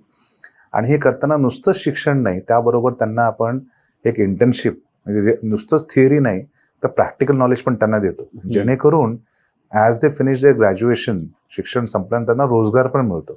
कारण की गुरु कन्सल्टिंग, गुरु एज्युकेशन त्यांना घेऊन जाते. त्यानंतर गुरु हॉस्पिटॅलिटी आणि गुरु हेल्थकेअर त्यांना इंटर्नशिप देते. त्यानंतर त्यांना अजून जर काय सर्टिफिकेशन किंवा ग्रेटेस्ट ट्रेनिंग पाहिजे असेल तर गुरु स्कूल्स त्यांना ट्रेनिंग देते. आणि the final opportunity comes through Guru consulting, G consulting outsourcing company आहे. त्यांच्याजवळ 700 एम्प्लॉईज आहेत आणि ते त्यांना मग रोजगार उपलब्ध करते. जे आमचे क्लायंट्स आहेत इंजिनिअरिंगमध्ये किंवा मॅन्युफॅक्चरिंगमध्ये, लाईफ सायन्समध्ये, बिग 4, ग्लोबल आउटसोर्सिंग इत्यादी इत्यादी. त्यामुळे विद्यार्थ्यांना एक सरळ सूट क्लॅरिटी असते की बाबा आपल्याला का होणार. जे जुनं मॉडेल आहे त्यामध्ये होतं काय, तुम्ही एक 70-80 लाखाचा खुर्दा उडवता आणि तुम्हाला इंटर्नशिप पण मिळत नाही. ते Tier 2, Tier 3 युनिव्हर्सिटीत तुमचं शिक्षण होतं थिअरीमध्ये. आणि अमेरिकेचा एक लॉ आहे की शिक्षण झाल्यानंतर तुम्हाला फक्त 90 दिवस आहेत. 90 दिवसात तुम्हाला ऑफर नाही मिळाली तर तुम्हाला ते परत जावं लागेल तुमच्या देशामध्ये. 88% विद्यार्थी एक 60-70 लाखाचं लोन घेऊन, डोक्यावरती घेऊन परत भारतात माघारी येतात. का? त्यांना 90 दिवसात जॉब मिळत नाही, राईट. कारण की त्यांनी काम केलेलं नसतं, इंटर्नशिप नसते, त्यांना माहितीच नसतं आणि ते घाबरलेलेच असतात. From day 1 they are scared, right. That's where Guru Education आणि Guru group of companies we become the saviour. आम्ही त्यांना पूर्ण कम्प्लीट क्लॅरिटी देतो आणि ॲज दे ग्रॅज्युएट त्यांना ऑफर दिलेलीच असते, कारण त्यांनी आपल्याशी इंटर्नशिप केलेलंच असतं असं. तर हे सर्वांसाठीच आपण उपलब्ध करतोय, राईट. हे करताना अमेरिकेचं पण भलं होतं, कारण की आम्ही त्यांना स्टेम फोकस्ड एज्युकेशन देतो आणि त्या विधाताला आपण अमेरिकेत पण ठेवतो. म्हणजे अमेरिकेत तुम्हाला शिक्षण दिलं आणि नंतर America loses that best talent to some other countries, तर त्या विधांना तिकडे ठेवतो. आता त्याला तिकडे ठेवल्यानंतर भारताचा पण विकास होतो, कारण तो फर्स्ट जनरेशन इमिग्रंट आहे. जसे त्याला पैसे मिळतात तो पैसे त्यांच्या आई वडिलांना आणि त्यांच्या कुटुंबावरती खर्च करणार. म्हणजे जेवढा पगार तो मुंबईत राहून देत नव्हता ना, त्याच्याहून जास्त पगार तो अमेरिकेत राहून कमवतोय आणि घरी पण पाठवतोय. जास्त नाही, 15 पटीने जास्त. 15 पटीने जास्त नाही, जो पाठवतोय तो. हो की, पाठवणार की. 22-23 वर्षाचा मुलाचा खर्च काय असतो. मी जेव्हा 22-24 वर्षी अमेरिकेत गेलो, पहिल्या 4 वर्षामध्ये मी इकडे 6 अपार्टमेंट घेतले, 6 घरं घेऊन टाकली मुंबईमध्ये, राईट. तर तसंच सर्वांनी केलं पाहिजे. तो माइंडसेट त्यांना कोणीतरी तो दिलाच पाहिजे ना. तो माइंडसेट होणारच, कारण पैसे तुम्ही 1.5 करोड तुम्ही कमवता वर्षाला. ऍव्हरेज 22-24 वर्षाचा विद्यार्थी ग्रॅज्युएट झाल्यानंतर किमान 1.25 ते 1.5 करोड कमवतो, राईट. आणि त्यामध्ये त्यांना आता आयटीचे भरपूर जॉब्स रिमोटच असतात. ते आमच्याच पीजी अकोमोडेशनमध्ये राहत असतात, राहण्याचा खर्चच नाही. आणि 1.25 करोडपैकी 70 ते 80 लाख रुपये ते वाचवतात. आता 80 लाख रुपये घेऊन करणार काय. Bharat is growing by 8%, 9% as a country. आपलं जे आहे ग्रोथ ही 8% आहे. आणि तुम्ही जर इक्विटी मार्केट पाहिलं तर ते 14%, 16% रिटर्न देतं, राईट. 14%, 16% रिटर्न कंपाऊंडिंग तर ते 17-18% होईल. तुमचा पैसा 17-18% भारतात वाढतो. अमेरिकेत तो 3% आणि 4% वाढेल. त्यामुळे मोस्ट ऑफ द जो इमिग्रंट आहे, विद्यार्थी आहे, आजकाल सुजग आहे. त्याला माहिती आहे Bharat is a growth country, कारण ग्रोईंग पॉप्युलेशन आहे, यंग पॉप्युलेशन आहे आणि everybody should bet on India, right. आणि अमेरिकेचा विकास होतो कारण की तो टेक्नॉलॉजीमुळे होतो. आणि आज तुम्ही कुठच्याही कंपनीच्या टेक्नॉलॉजीमधला तुम्ही लिडरशिप पाहाल, सीईओ किंवा सीओओ, तो भारतीयच आहे, राईट. आणि जर तुम्ही सीओ भारतीय झाला, तो डेव्हलपमेंट सेंटर कुठे उघडतोय, तो भारतातच उघडतोय. बिलियन डॉलरचा कॅपेक्स जो एक्सपान्शन होतोय मोठ्या मोठ्या कंपन्यांचा, ऑरकल असू दे, मायक्रोसॉफ्ट असू दे, कुठली कंपनी, ती भारतातच होते. आता तो जर सीओ मराठी झाला तर तो महाराष्ट्रात करेल. हे सीओ आहेत तेलुगू, तर ते जात आहेत हैदराबादमध्ये, आंध्र प्रदेशमध्ये, तेलंगणामध्ये जात आहेत. आणि it's not a big problem, it's just a small fix. जर मी 1000-2000 विद्यार्थ्यांना घेऊन जातोय, पुढच्या 20 वर्षामध्ये ती पूर्ण फळी व्हाईस प्रेसिडेंट, डिरेक्टर्स तयार होऊन जाईल. आणि all you need is just that focus, आणि त्या व्हॉल्यूममध्ये विद्यार्थ्यांना घेऊन जाणं. म्हणजे खरंच मराठी युवक कसा श्रीमंत होऊ शकतो. 1-1.5 कोटी ह्या गोष्टी एक स्वप्न न राहता ते कसे एक रियालिटी होऊ शकते. आणि हे स्वप्न कसं करू शकतं, तर गुरु एज्युकेशन त्याच्यासाठी आहे. बोलता बोलता तुम्ही गुरु हॉस्पिटॅलिटी बद्दल बोलला. हो. तर गुरु हॉस्पिटॅलिटी बद्दल आम्हाला सांगा. एक काय आहे, त्याची सुरुवात कशी झाली, आणि कसं गुरु एज्युकेशन आणि गुरु हॉस्पिटॅलिटी एकत्र येऊन अपॉर्च्युनिटीज क्रिएट करते. सो गुरु हॉस्पिटॅलिटी एक वेगळी कंपनी आहे.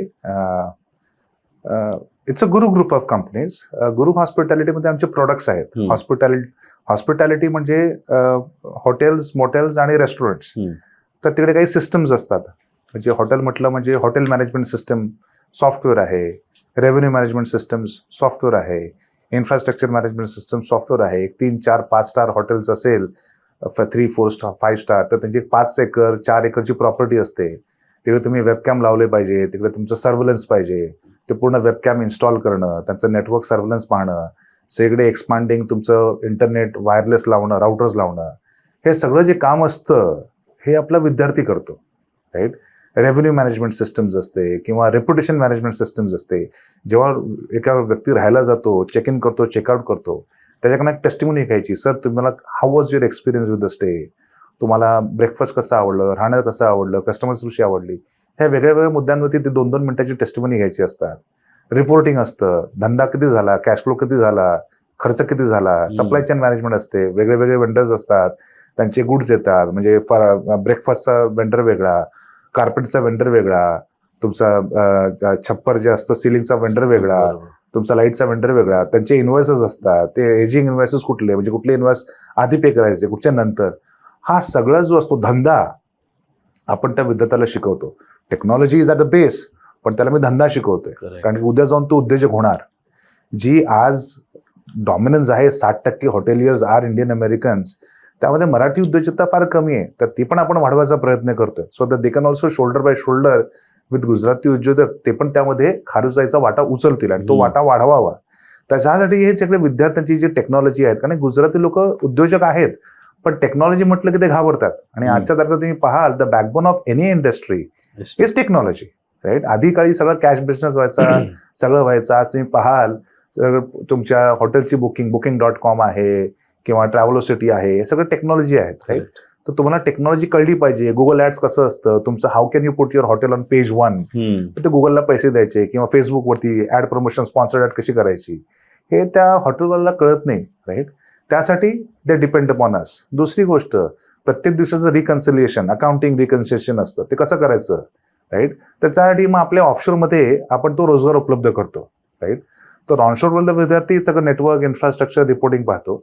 म्हणजे फुटकळ जे काम असतं ते आपण ऑफशोरवरनं पण त्यांना करून देतो, राईट. इनव्हॉइसेस असतात, कॉन्ट्रॅक्ट मॅनेजमेंट असतात, ते कॉन्ट्रॅक्ट बरोबर आहेत की नाही, काही कॉन्ट्रॅक्च्युअल टर्म्स इफ नॉट कंडुसिव्ह, मग ते कोणतरी वाचणार पाहिजे. त्यासाठी आमच्याकडे इमिग्रंट जे आमच्याकडे इमिग्रेशन ऑफिसर्स आहेत, कॉन्ट्रॅक्ट जे आमची टीम आहे, ते सगळे ते कॉन्ट्रॅक्ट वाचते. आणि आपण त्याला एक छोटासा नॉमिनल अमाऊंट घेऊन आपण इकडे पण रोजगार उपलब्ध करतो. तर त्यामुळे ते Tier 2, Tier 3 सिटीमध्ये, म्हणजे खानदेश, मराठवाडा, नाशिक, विदर्भ, राईट. अनलाईक मुंबई हा थोडा मागासवर्गीय प्रदेश आहे.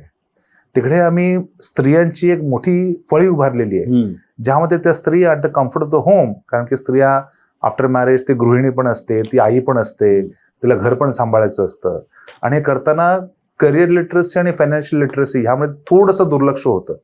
तर त्या स्त्रियांना at the comfort of the home, त्या गृहिणीला आपण एक अर्थार्जनासाठी, म्हणजे करिअर लिटरसी, फायनान्शियल लिटरसी, जर आपण स्त्री पुरुष समानता आपण म्हणतो झालीच पाहिजे, आणि for equal job the woman should make equal money, तर त्या स्त्रीला पण तिच्या पायावरती उभं करणं, तिच्याला ते कॉन्फिडन्स देणं, तिला ते नॉलेज देणं, एक्सपिरियन्स देणं, हे काम आपण करतो. हे करतानाच वी हॅव मेड शुअर की त्या स्त्रीला आपण remote work from home employment opportunity देतोय.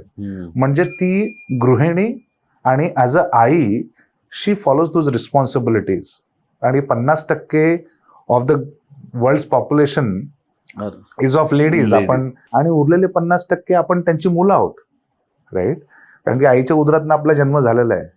सो ते आपण देणं लागतो. Woman in general has more career cyclicality, म्हणजे लग्न झालं म्हणजे माहेरपणापासून सासरुडाला जाणं, जॉब जातो, pregnancy, motherhood, right. This thing should be celebratory in nature. पण त्या स्त्रीच्या करिअरला एक मोठा सेटबॅक होतो. तर अशा स्त्रीला नंतर मग त्या ज्या व्यथा असतात तिच्या, सडनली ती सबला असते करिअरसाठी, ती अबला होऊन जाते, राईट. आणि ती पैसे कमवणाऱ्या छोट्या छोट्या गोष्टींसाठी घरात वाद होतात, कारण की डुअल अर्नरचे सिंगल अर्नर होतात. त्यासाठी तो एक छोटासा प्रयत्न असतो आपला, की त्या स्त्रीला पण आपण एक रोजगार उपलब्ध करताना ॲट द मेक शुअर आपण हे करतो की बाबा त्याची ती व्यथा समजली पाहिजे, कारण ती आई पण आहे आणि ती गृहिणी पण आहे. मग मुंबईमध्ये तो सेकंड क्लासच्या डब्यातनं लटकत जाणं, राईट. 1.5-2 तास तुमच्या ट्रॅव्हलमध्ये जातात, राईट. 8-10 तास तुमचे काम करण्यात जातात, राईट. तर त्यामुळे तो एक पूर्ण इकोसिस्टम तयार केलं की ती बाई at the comfort of the home with a complete secure environment ती झाशीच्या राणीसारखी काम करते. आणि मला सांगायला आनंद होतो, आमच्या ज्या स्त्रिया आहेत ह्या, मोस्ट ऑफ दी स्त्रिया they work on a US process. त्यामुळे त्या जे अर्थार्जन करतात they earn more money than their spouses. आमच्याकडे प्रॉब्लेम असा आहे की त्यांचे पुरुष मंडळी जेव्हा येतात खाजगीमध्ये आमच्याशी रडत सांगतात की देवजी माझी बायको आधीसारखी राहिली नाही हो. आजकाल बोलते मला, आणि माझे आई वडील म्हणतात की बाबा तू पण काम काहीतरी कर किंवा गुरुग्रुपकडे जा, कारण तुझी बायको जास्त कमवते, तू पुरुष आहेस, तू पण जास्त कमवलं पाहिजे. म्हटलं कुठे लिहिलेलं आहे पुरुष असलं म्हणजे जास्त कमवलं पाहिजे? ती पण तुझी लक्ष्मीच आहे की. आणि मनी कम्स ॲट होम, राईट. कितीतरी लोकांनी स्वतःचं घर घेतलेलं आहे, जे आधी रेंटलमध्ये राहायचे किंवा कुटुंबात राहायचे. सो त्यांचं स्वतःचं अर्थार्जन वाढलंय. नाव ती आई पण त्याच्या मुलांवरती चांगला पैसा खर्च करू शकते, राईट. त्यांची मुलांना चांगलं एज्युकेशन मिळतंय, राईट. आणि ते एक स्ट्रेस होत नाही. म्हणजे जो पुरुषाला नुसतं एकटा एक जॉब आहे आणि तो जॉब टिकवायचा आहे आणि कसं पण होतं, तर ते पुरुष पण जास्त संधी शोधायला लागलेत, कारण की बायको पण कमवते. बरोबर. राईट. तर म्हणजे पर्सनली मला आनंद होतो की बाबा त्या स्त्रियांना आपण एक एक म्हणजे स्त्री सक्षम ही केलं. सक्षम करण्यापेक्षा एक प्लॅटफॉर्म निर्माण केला. म्हणजे स्त्री नेहमीच एम्पॉवर असते. माझ्या मते women are much better in terms of organisation आणि फॅमिली चोर्स, सगळ्या मल्टीटास्किंग. मल्टाटास्कर्स म्हणजे त्यांच्या अंगभूत आहेत, कारण की they go through so much transformation. त्यामुळे स्त्री they are more equipped, very matured to the male counterpart, असं माझं प्रांजळ मत आहे. आणि त्या स्त्रीला जेव्हा आपण ती एक फायनान्शियल विजडम देतो, मग ती खरोखर लक्ष्मी जे आपण म्हणतो त्यामुळे तिला करतो. राईट. आणि करताना जो एक सोशल ट्रेंड आहे की स्त्रीने दुय्यम काम घेतलं पाहिजे, फुटकळ पैसे कमवले ठीक आहे, तर स्त्रीला पण आपण उत्तम कार्य देतो आणि उत्तम दणकून पैसा कमवते. आणि तो एक छोटासा आपला प्रयास आहे आणि तो चांगलं गती मिळते. I am very happy with that. खूपच खूपच बरं वाटलं. हे जे आहे, जिकडे स्त्रियांना आपण सक्षम करतो, स्त्रियांना या सगळ्या गोष्टी प्रोव्हाइड करतो, जर कोणी बघत असेल तर त्यांनी कुठे, जसं आपण तुम्ही म्हणाल होतात विमेन टेक म्हणून आपलं एक आहे, तर त्याच्याबद्दल नाव काय आहे? म्हणजे त्यांना जर गुरु एज्युकेशनच्या थ्रू पण तुम्ही येऊ शकता. स्टुडंट इन टेक आणि वुमन इन टेक, म्हणजे टेक म्हणण्यापेक्षा एम्प्लॉयमेंट असं म्हणू शकता. तुम्ही टेकमध्ये पण जाऊ शकता. तुम्ही मग HR आहे, रिक्रुटमेंट आहे, BPO बिझनेस प्रोसेस आउटसोर्सिंग किंवा फुटकळ कामं, ह्या सगळ्या गोष्टी स्त्रिया करतात. म्हणजे महाराष्ट्राच्या कुठल्याही कोपऱ्यात तुम्ही राहता, जर तुमच्याकडे इंटरनेट कनेक्शन बस ही एकच गोष्ट आहे आणि इच्छा काम करायची, तर मग गुरु एज्युकेशन मध्ये तुम्हाला रोजगार, कन्सल्टन्सी, सक्षमपणा आणि ह्या सगळ्यावर काहीतरी चांगलं स्वतःसाठी करणं, स्वतःच्या परिवारासाठी करणं, ही क्षमता गुरु एज्युकेशन तुम्हाला देते. तुमच्याशी बोलल्यावर हे वाटतं की आज तुम्ही कुठेतरी हे सगळं करताना, ही तर एक समाजसेवा जास्त आहे आणि धंदा व्यवसाय कमी आहे. तुम्ही व्यावसायिक म्हणून आज आलाय आमच्या मंचावर, पण कारण इकडे सगळं बोलताना शिक्षण फुकट करून दिलंय, रोजगार इकडे देत आहे, मग ह्या सगळ्यामध्ये गुरु एज्युकेशन कमवतो कसं? What is your revenue? जेव्हा नाही, बरोबर, व्हेरी गुड क्वेश्चन. जेव्हा हे विद्यार्थी आमच्यासाठी काम करतात ॲज अन इंटर्नशिप, हे आमचे क्लायंट्स आहेत. हॉस्पिटॅलिटी, गुरु हॉस्पिटॅलिटीचे क्लायंट्स आहेत. We have hundreds of clients ज्यांचं आम्ही revenue management systems, property management systems, review management systems, infrastructure management systems manage करतो. आमचे प्रोडक्ट्स आहेत. सोर्स कोड भारतात असला तरी ऑनसाईटसाठी एखाद दुसरा माणूस लागतो सगळं मॅनेज करायला. राईट. आपण 8-9 हॉटेल्समध्ये इन्व्हेस्टमेंट पण केलेली आहे, फायनान्स. राईट. तर तिकडे आपल्या व्यक्ती असलेला बरा, किंवा गल्ला किती आला, एक्सपेन्सेस किती आहे, to keep an eye on that. Right. त्या सर्व कामांसाठी ही आपल्याला फळी लागते विद्यार्थ्याची. जर मी लॅटरल माणूस हायर केला, त्याला 100,000-150,000 मला पगार द्यावा लागतो. राईट. मी ही जी युवा पिढी जी आणतोय, कारण की उद्या जाऊन ते माझे एम्प्लॉईजच होणार आहेत, पण त्यासाठी त्यांना थिओरिटिकल बरोबर प्रॅक्टिकल नॉलेज द्यायला ते आमचे जे प्रोडक्ट्स आहेत, this are all billable resources, जिकडनं क्लायंट आपल्याला रेव्हेन्यूज देतो आणि त्या क्लायंटला पण आपण एक कम्पॅरेटिव्हली प्राइस बिड करतो, कारण की माझी कॉस्ट कमी आहे. जर माझी कॉस्ट वाढली तर माझी प्राइसिंग पण वाढणार. Right. So it's a win win for everybody. The hotelier who is my client, they are getting same quality at a much comparative price. कमी पैशात त्याला सिमिलर क्वालिटी मिळते. राईट. विद्यार्थ्यांना आपण ते हँड्स ऑन प्रोजेक्ट देतोय आणि उद्या जाऊन तेच शिकून तो टेक्नॉलॉजिस्ट होणार आणि त्याला 1-1.5 करोड मिळणार. तिकडच्या कॉलेजला पण बरं आहे, त्यांना घाऊकपणे 1,000-1,500 विद्यार्थी मिळतात. इकडच्या कॉलेजला पण बरं आहे, कारण ते म्हणतात आमचे विद्यार्थी परदेशात जातात, अमेरिकेत जातात आणि शिक्षणाचा खर्च विनामूल्य तिकडचे पण प्रोफेसर आम्हाला शिकवतात. तर it's a win win for everybody. आम्हाला हे करताना obviously there is a social cause. आपण जो मराठी माणूस फायनान्शियली एवढा सबल नाही आहे compared to the Gujarati, Punjabi, Telugu, तर तो जो प्रॉब्लेम आहे त्याचं सोल्युशन इज गुरु एज्युकेशन. कारण की शिक्षण we made it free. Right. आणि ह्यावर अर्ली मोर ॲडव्हान्टेज. त्यामुळे जेव्हा मी कुलकर्णी सर, काय म्हणजे जे आपले मूव्ह युनिव्हर्सिटीचे व्हाईस चान्सलर्स आहेत, किंवा गोसावी सर काय जे पुणे सावित्रीबाई फुले युनिव्हर्सिटीचे व्हाईस चान्सलर्स आहेत, for them it's a music to their ear. जेव्हा मी त्यांना भेटतो, कुलकर्णी सर असू दे, पाटील सर असू दे, ते मला म्हणतात, देवजी हे आमचे 900 कॉलेजेस आहेत. Mumbai university has 930 colleges. Right. आणि all of those 900 colleges on our platform. Right. म्हणजे 12 लाख विद्यार्थी on our platform today. Right. एक एक एक म्हण आहे हिंदीमध्ये 10 उंगली घी में आणि सर कढाई में. मी 12 लाख विद्यार्थ्यांना आम्ही आता सध्या मेंटर करणार पुढच्या 1 वर्षामध्ये. वाव. आणि त्यापैकी काय ज्या विद्यार्थ्यांना अमेरिकेला यायचं असेल, आता तुम्हाला एक एक्झाम्पल म्हणून सांगतो, SNDT कॉलेजमध्ये because of international women's day साठी चर्चगेट की सांता इकडे माडलाडला पण एक आहे अच्छा. SNDT कॉलेज, त्यांचंच एक अफिलिएशन आहे कॉलेजचं. तर मालाड वेस्टला आहे. मालाड तर त्यांनी वेस्ट. बोलवलं होतं आम्हाला की इंटरनॅशनल वुमन डेला ऍज अ चीफ गेस्ट आणि तुम्ही सांगा मुलींमध्ये पण असं. तर तिकडच्या काही मुली होत्या, गुजराती होत्या, त्यांनी एकदम मला गुगली टाकली. ते म्हणते की आम्हाला तिकडे काम नाही करायचंय, आम्हाला तिकडे यायचंय कारण की आम्हाला मास्टर्स डिग्री मिळाली की आमच्या आई वडिलांना हुंडा कमी द्यावा लागतो. कारण की आमच्यामध्ये मराठी लोकांमध्ये हुंडा प्रथा नाहीये, पण तिकडे मारवाडींमध्ये हुंडा प्रथा असते, तेलुगूमध्ये, मारवाडीमध्ये, पंजाबीमध्ये. तर जर मी शिकले की मला US मला जर एक्सपिरियन्स मिळालं तर मला तो हुंडा द्यावा लागतो. हा, तर मी फक्त 2 वर्षासाठी शिकायला येणार, मला तिकडे राहायचं नाहीये. कारण माझं तर एंगेजमेंट झाली आहे आणि हे झालंय किंवा आता होईल आणि 2 वर्षात 3 वर्षात मला लग्न होईल. त्याची लग्न पण आधी होतात. बरोबर. तर म्हटलं की या तुम्ही या, म्हणजे ऍक्च्युली आय एम अगेन्स्ट हुंडा. म्हटलं की बाबा म्हणजे इन आवर कस्टम्स म्हणजे इज व्हेरी इक्वल, आपण काही घेत नाही. पण त्यांच्यामध्ये आता जी काय रूढी परंपरा आहे, तर म्हटलं की त्याच म्हणजे that was something which I learn की तुम्ही ह्यासाठीही येऊ शकता. किंवा काही म्हणतील बाबा आय हॅव एजिंग पॅरेंट्स किंवा अदर कमिटमेंट्स, पण मला US डिग्री पाहिजे.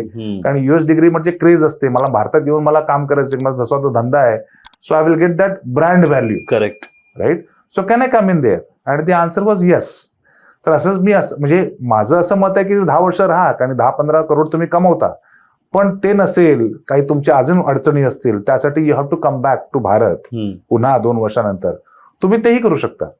तुमच्या मागे एक US युनिव्हर्सिटीची डिग्री असणं it's a good brand value. त्याचे फायदेच आहेत, त्याचे फायदे, नुकसान काही नाही. कारण तुमचं पूर्ण शिक्षण फुकट आहे.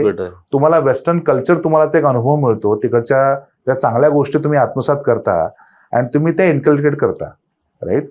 तर हे समथिंग न्यू आय लर्न की बाबा मला तिकडे यायचंय कारण की माझं लग्न होणार. पर्पज वेगळं. पर्पज अर्थार्जन नाही, पर्पज लग्न, आणि लग्नासाठी तो खर्च माझा आई वडिलांचा कमी झाला पाहिजे.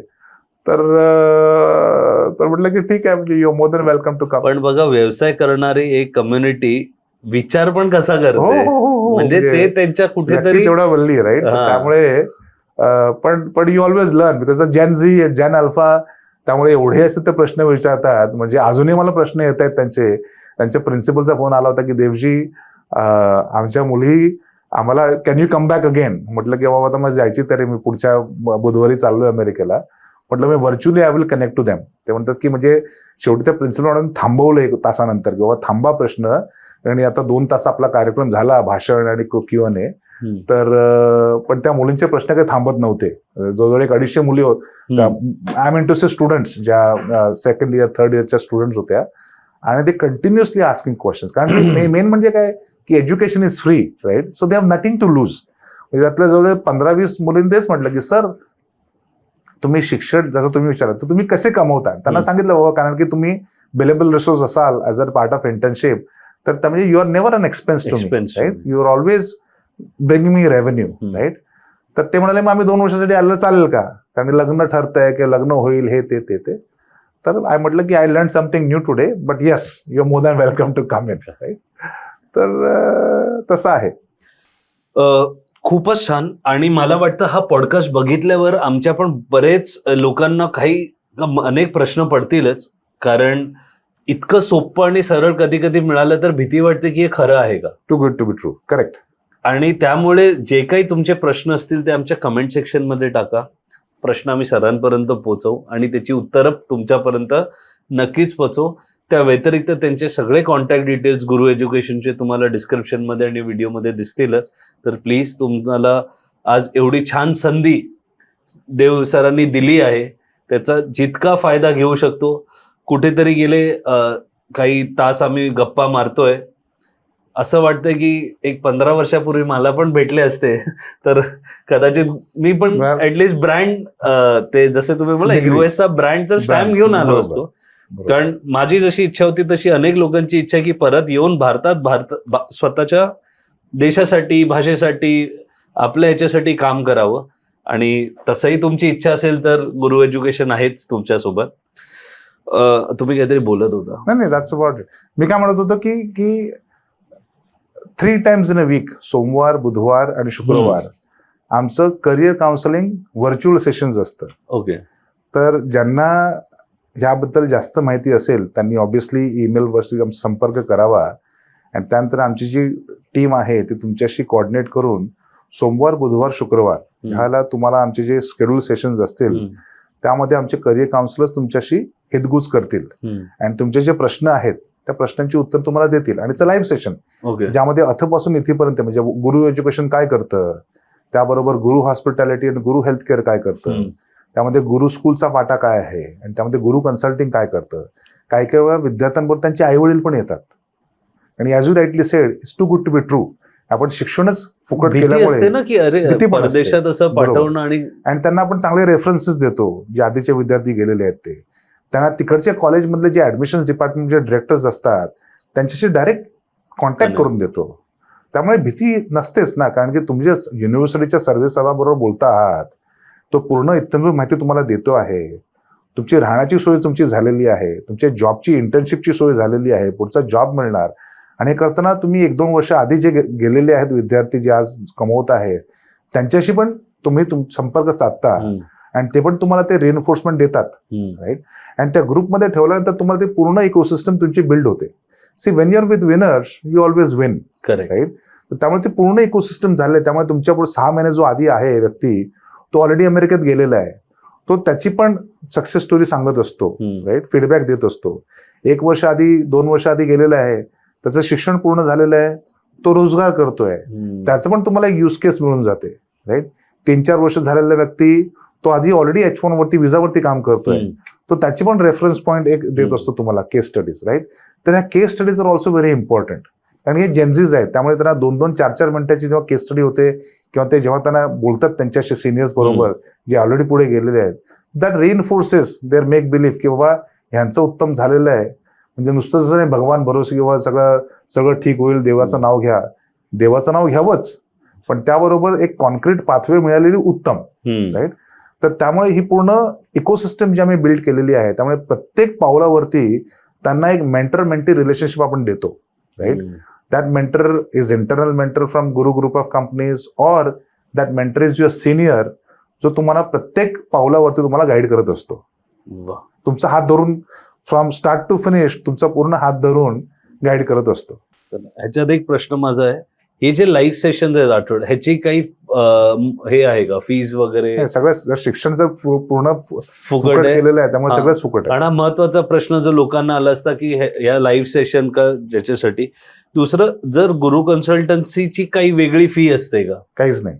म्हणजे नुसतं एक पालक आणि त्यांच्या बरोबर जो विद्यार्थी आले, माहिती घेतली, मग तिकिटाचा खर्च वगैरे जो काही असेल क्वेश्चन त्याच्यामध्ये आम्ही असेस करतो. Very good question. तर 2 खर्च असतात. एक असतं F1 विजाची फी जी 18,000 रुपये आहे आणि दुसरी गोष्ट नॉर्मल टाइम्स मध्ये एक 1 वे तिकीट जे 50-55 हजार रुपये असते. तर ज्यामध्ये those who are coming from a very under privilege society, आपण म्हणतो आर्थिकदृष्ट्या विकलांग, इकॉनॉमिकल बॅकवर्ड क्लास, तर त्यांचा तो खर्चही गुरु एज्युकेशन उचलते. पण कट ऑफ इज काय criteria? Cut off is financial without. Those who earn less than 7 lakh rupees a year त्यांचं F1 ची कॉस्ट आणि 1 वे तिकीटची कॉस्ट ही गुरु एज्युकेशन घेते. जे 7 लाखापेक्षा ज्याचं उत्पन्न जास्त आहे दे पे फॉर देमसेल्फ. असं पण तो पूर्ण निकष जो असतो ना ती आमची गुरु एज्युकेशन टीम असेस करते. ITI रिटर्न्स काय. तुम्ही जे बोलला होता की 7 लाखाच्या खालती इन्कम आहे, पण काहीतरी मेरिट एक्झाम पर की, कारण तसं जर बघितलं तर उद्या रांगच लागेल मुलांची की अमेरिकेत जायचंय. रांग लागते की हो. मग त्याच्यासाठी काहीतरी क्रायटेरिया की हा बाबा हा तिकडे जाऊन ह्या विद्यार्थ्याला जाऊन शिक्षण देता येईल, तो ऐकेल पण. कारण शेवटी विद्यार्थी म्हटलं तर त्याचे खूपच रंग असतात. तर तुमचा क्रायटेरिया काय असतो की हा तो विद्यार्थी ज्याच्यावर ऍज अ एज्युकेशन सिस्टम का Guru education is ready to take that risk. तर जो विद्यार्थी आमच्या प्लॅटफॉर्मच्या थ्रू येतो, जवळजवळ एक लाईव्ह इन रिलेशनशिप असतं आमचं 3 ते 4 महिन्याचं. ओके. तो आमच्या प्लॅटफॉर्मवरती 3 ते 4 महिने असतो आणि त्या 4 महिन्यामध्ये त्याला किमान 15 ते 20 युनिव्हर्सिटीशी त्यांना आपण एक एक्सप्लोरेटरी कन्व्हर्सेशन चाललेलं असतं. तर तिकडच्या ऍडमिशन डिपार्टमेंट बद्दल हा विद्यार्थी इंटरव्ह्यू इंटरॅक्शन चाललेलं असतं. काही रिक्वायरमेंट्स आहेत, काय काय सगळं अथपासून इथेपर्यंत पूर्ण होत असतात आणि त्यानंतर ते डिसाईड करतात. ऑब्व्हियसली जर यंग पॉप्युलेशन एक 19 वर्ष ते 20 वर्षाचे विद्यार्थी असतात आणि मोस्ट ऑफ देम त्यांचे आई वडीलही त्यांच्याबरोबर पार्टिसिपेट करत असतात, राईट. आणि which is what we want, कारण की आई वडिलांचा पण एक सहभाग असलेला उत्तम आणि त्यांना पण माहिती असतं काय असतं ते. आता राहिली गोष्ट रांग लागेल, हो रांग लागतेच. आता जेवढं मुंबई युनिव्हर्सिटी, पुणे युनिव्हर्सिटी झालेच 12-15 लाख विद्यार्थी येतात आणि त्यातून ती छाटणी ती गुरु एज्युकेशनची जी आमची करिअर काउन्सिलिंगची टीम आहे ती करत असते. आता त्यात निकष काय, तर जो अंडर प्रिव्हिलेज विद्यार्थी असतात त्यांना आम्ही जास्त प्राधान्य देतो. कारण जो श्रीमंत आहे त्यांची मुलं कशी ना कशी तिकडे जाणार, त्यांचे कोण ना कोण नातेवाईक असतात, राईट. पण जो हँड टू माउथ जगतोय, जो खरोखर स्ट्रगल करतोय, तर त्यांना जर आपण एक संधी दिली तर आपण एक तो फाउंडेशन इक्वल करून टाकतो. जी भेद आहे, श्रीमंतांची मुलं श्रीमंत, गरिबांना कधी संधीच मिळत नाही, तर गरिबांना पण संधी देतोय जेणेकरून ती एक समानता आपण आणतो आहोत. त्यामुळे गरिबाच्या विद्यार्थ्यालाही, त्या कुटुंबाच्या विद्यार्थ्याला एक समान संधी मिळते अमेरिकेत जाऊन शिकण्याची आणि त्याचं पण उद्या जाऊन तो आपल्या कुटुंबाचं पण भलं करू शकतो, राईट. तर तो आमचा नेहमीच एक प्रयास असतो की जे अंडर प्रिव्हिलेज आहेत, इकॉनॉमिकल बॅकवर्ड क्लास, गरीब असतो, जातीची त्यात अट नसते, राईट. आणि सगळी सोंग आणता येतात, पैशाचं सोंग आणता येत नाही, राईट. त्यामुळे आमचा नेहमीच एक प्रयास असतो की बस जी होतकरू विद्यार्थी आहेत पण ज्यांना पैशाचं डबोलं नाही, ज्यांचे आई वडील हे coming from a very humble beginning, तर त्या विद्यार्थ्यांसाठी आपण काय करू शकतो, राईट. तर त्यांच्यासाठी सगळ्या गोष्टी आपण फ्री करून ठेवलेल्या आहेत, राईट. आणि जो श्रीमंत असेल तर त्यांचा ठेका मी नाही घेतला, त्यांना सांगतो बाबा तुम्ही पैसे भरा आणि तुम्ही करू शकता, राईट. आणि त्यांचे सोसले जरा जास्त असतात कधी कधी. तर पण ऍज यू राईटली सेड, अमेरिकेत जवळजवळ 12 ते 14 लाख विद्यार्थी प्रत्येक वर्षी जातात 200 कंट्रीज मधून. भारतातनं जवळजवळ 3.5 लाख, म्हणजे जवळजवळ 30% विद्यार्थी भारतातून जातात. त्यात मराठी किती आहेत? त्यात मराठी हे जवळजवळ 6%. त्यात गुजराती, पंजाबी आणि तेलुगू हे 3 कम्युनिटीचा 80% सहभाग आहे. पण ह्याच्यातले मराठी मुलं तर शिक्षणासाठीच जात आहेत, म्हणजे मला वाटत नाही. तेलुगू पण हायर एज्युकेशन, गुजराती आणि पंजाबी मुलं पण ते खरंच शिक्षणासाठी जात आहेत की शिक्षण इज असं सांगितलं तसं गुजरातीमध्ये गुजराती, तेलुगू, पंजाबी हुंडा एक भरपूर मोठी बाब आहे. त्यामुळे ते जातात 3 वर्ष म्हणजे एका प्रकारची. जर तुम्ही शिक्षण घेतलं, युएसची डिग्री घेतली, तुमचा तो भाव असतो ना तो वाढतो मुलाचा. आणि जर मुलगी असेल तिला कमी हुंडा द्यावा लागतो. हे कारण की मी अनुभवतो, कारण की माझे जातात विद्यार्थी आणि जेव्हा त्यांच्याशी हुदगुज करतो तेव्हा मला कळतं. तर तेलुगू असं म्हणतं की अंडे I am coming there because you know my I will get more dowry. आणि जो मुलगी जाते म्हणते की अंडे I am going there because my family has to pay less dowry. Gujarati म्हणतो અંકલ શું છે ને મારો માર્કેટમાં વેલ્યુ છે ને એ વધારે છે. અને મુલગી म्हणते અંકल મારી ફેમિલીના they have to give less dowry for me. असं तर हे प्रॉब्लेम्स आहेत. पण तिकडे गेल्यानंतर ते जे होरायझन असतो ना, म्हणजे हुंडा कशाला, अरे 1.5 करोड कमवतोयस की, कसला हुंडा आणि कसलं काय, राईट. तर तो एक जसं म्हणालो तसं सोशल रिंजिंग पण भाग आहे की बाबा हे मुलगी शिकलेली नाहीये आधीच्या काळी म्हणून ते स्त्रीधन म्हणून तिला दिलं. त्याचा हुंडा कसा झाला, ते स्त्रीधन आहे आणि ते मुलीकडे राहतं, राईट. आजच्या काळात तो प्रॉब्लेमच नाही. आजच्या काळातली स्त्री शिकलेली आहे, मुलगी शिकलेली आहे, ती सक्षम आहे, ती स्वतः कमवते, राईट. अरे जो आपला आई वडील आपली मुलगी देतो, कालचा तुकडाच देतो की, आता मधून कुठून तुम्ही हुंडा बिंडा मागता, लाज वाटली पाहिजे तुम्हाला. तर तो एक मोठा प्रयास पण असतो आपला. ते आता समाज आणि ते एक वेगळंच डिस्कशन. पण जसं स्त्री प्रथा, सती प्रथा होती, चाइल्ड मॅरेज होतं, ते अबॉलिश झालं. आणि हुंडा ही इज ऑल्सो इलिगल आणि ते नाहीच घेतलं पाहिजे. आणि ते कायद्यात सजा आहे त्याला, तरी लोक करतात. आणि माझं असं प्रांजळ मत आहे की नाहीच झालं पाहिजे ते. खूप छान. म्हणजे तुम्ही बोलता बोलता 1-2 वेळेला बोलला की 600-700 एम्प्लॉईज आहेत, एवढी लोक काम करतात. 680 म्हणजे ऑलमोस्ट 700 झाले. हे कुठे आहेत? अमेरिकेत आहेत, भारतात आहेत, तर पसरले? 448 एम्प्लॉईज अमेरिकेमध्ये आहेत आणि भारतामध्ये जवळ 242 244 एम्प्लॉईज आहेत. म्हणजे हा विचारण्याचा अर्थ हा आहे, हे एम्प्लॉईज एम्प्लॉई. त्याबरोबर जवळजवळ 250-300 विद्यार्थी आहेत. ते आता पुढच्या वर्षी माझे एम्प्लॉईज होतील. करेक्ट. हा, म्हणजे मग काही जातील, काही म्हणजे ते बरोबर एक आहे. रोलिंग चालू असतं. बरोबर आहे.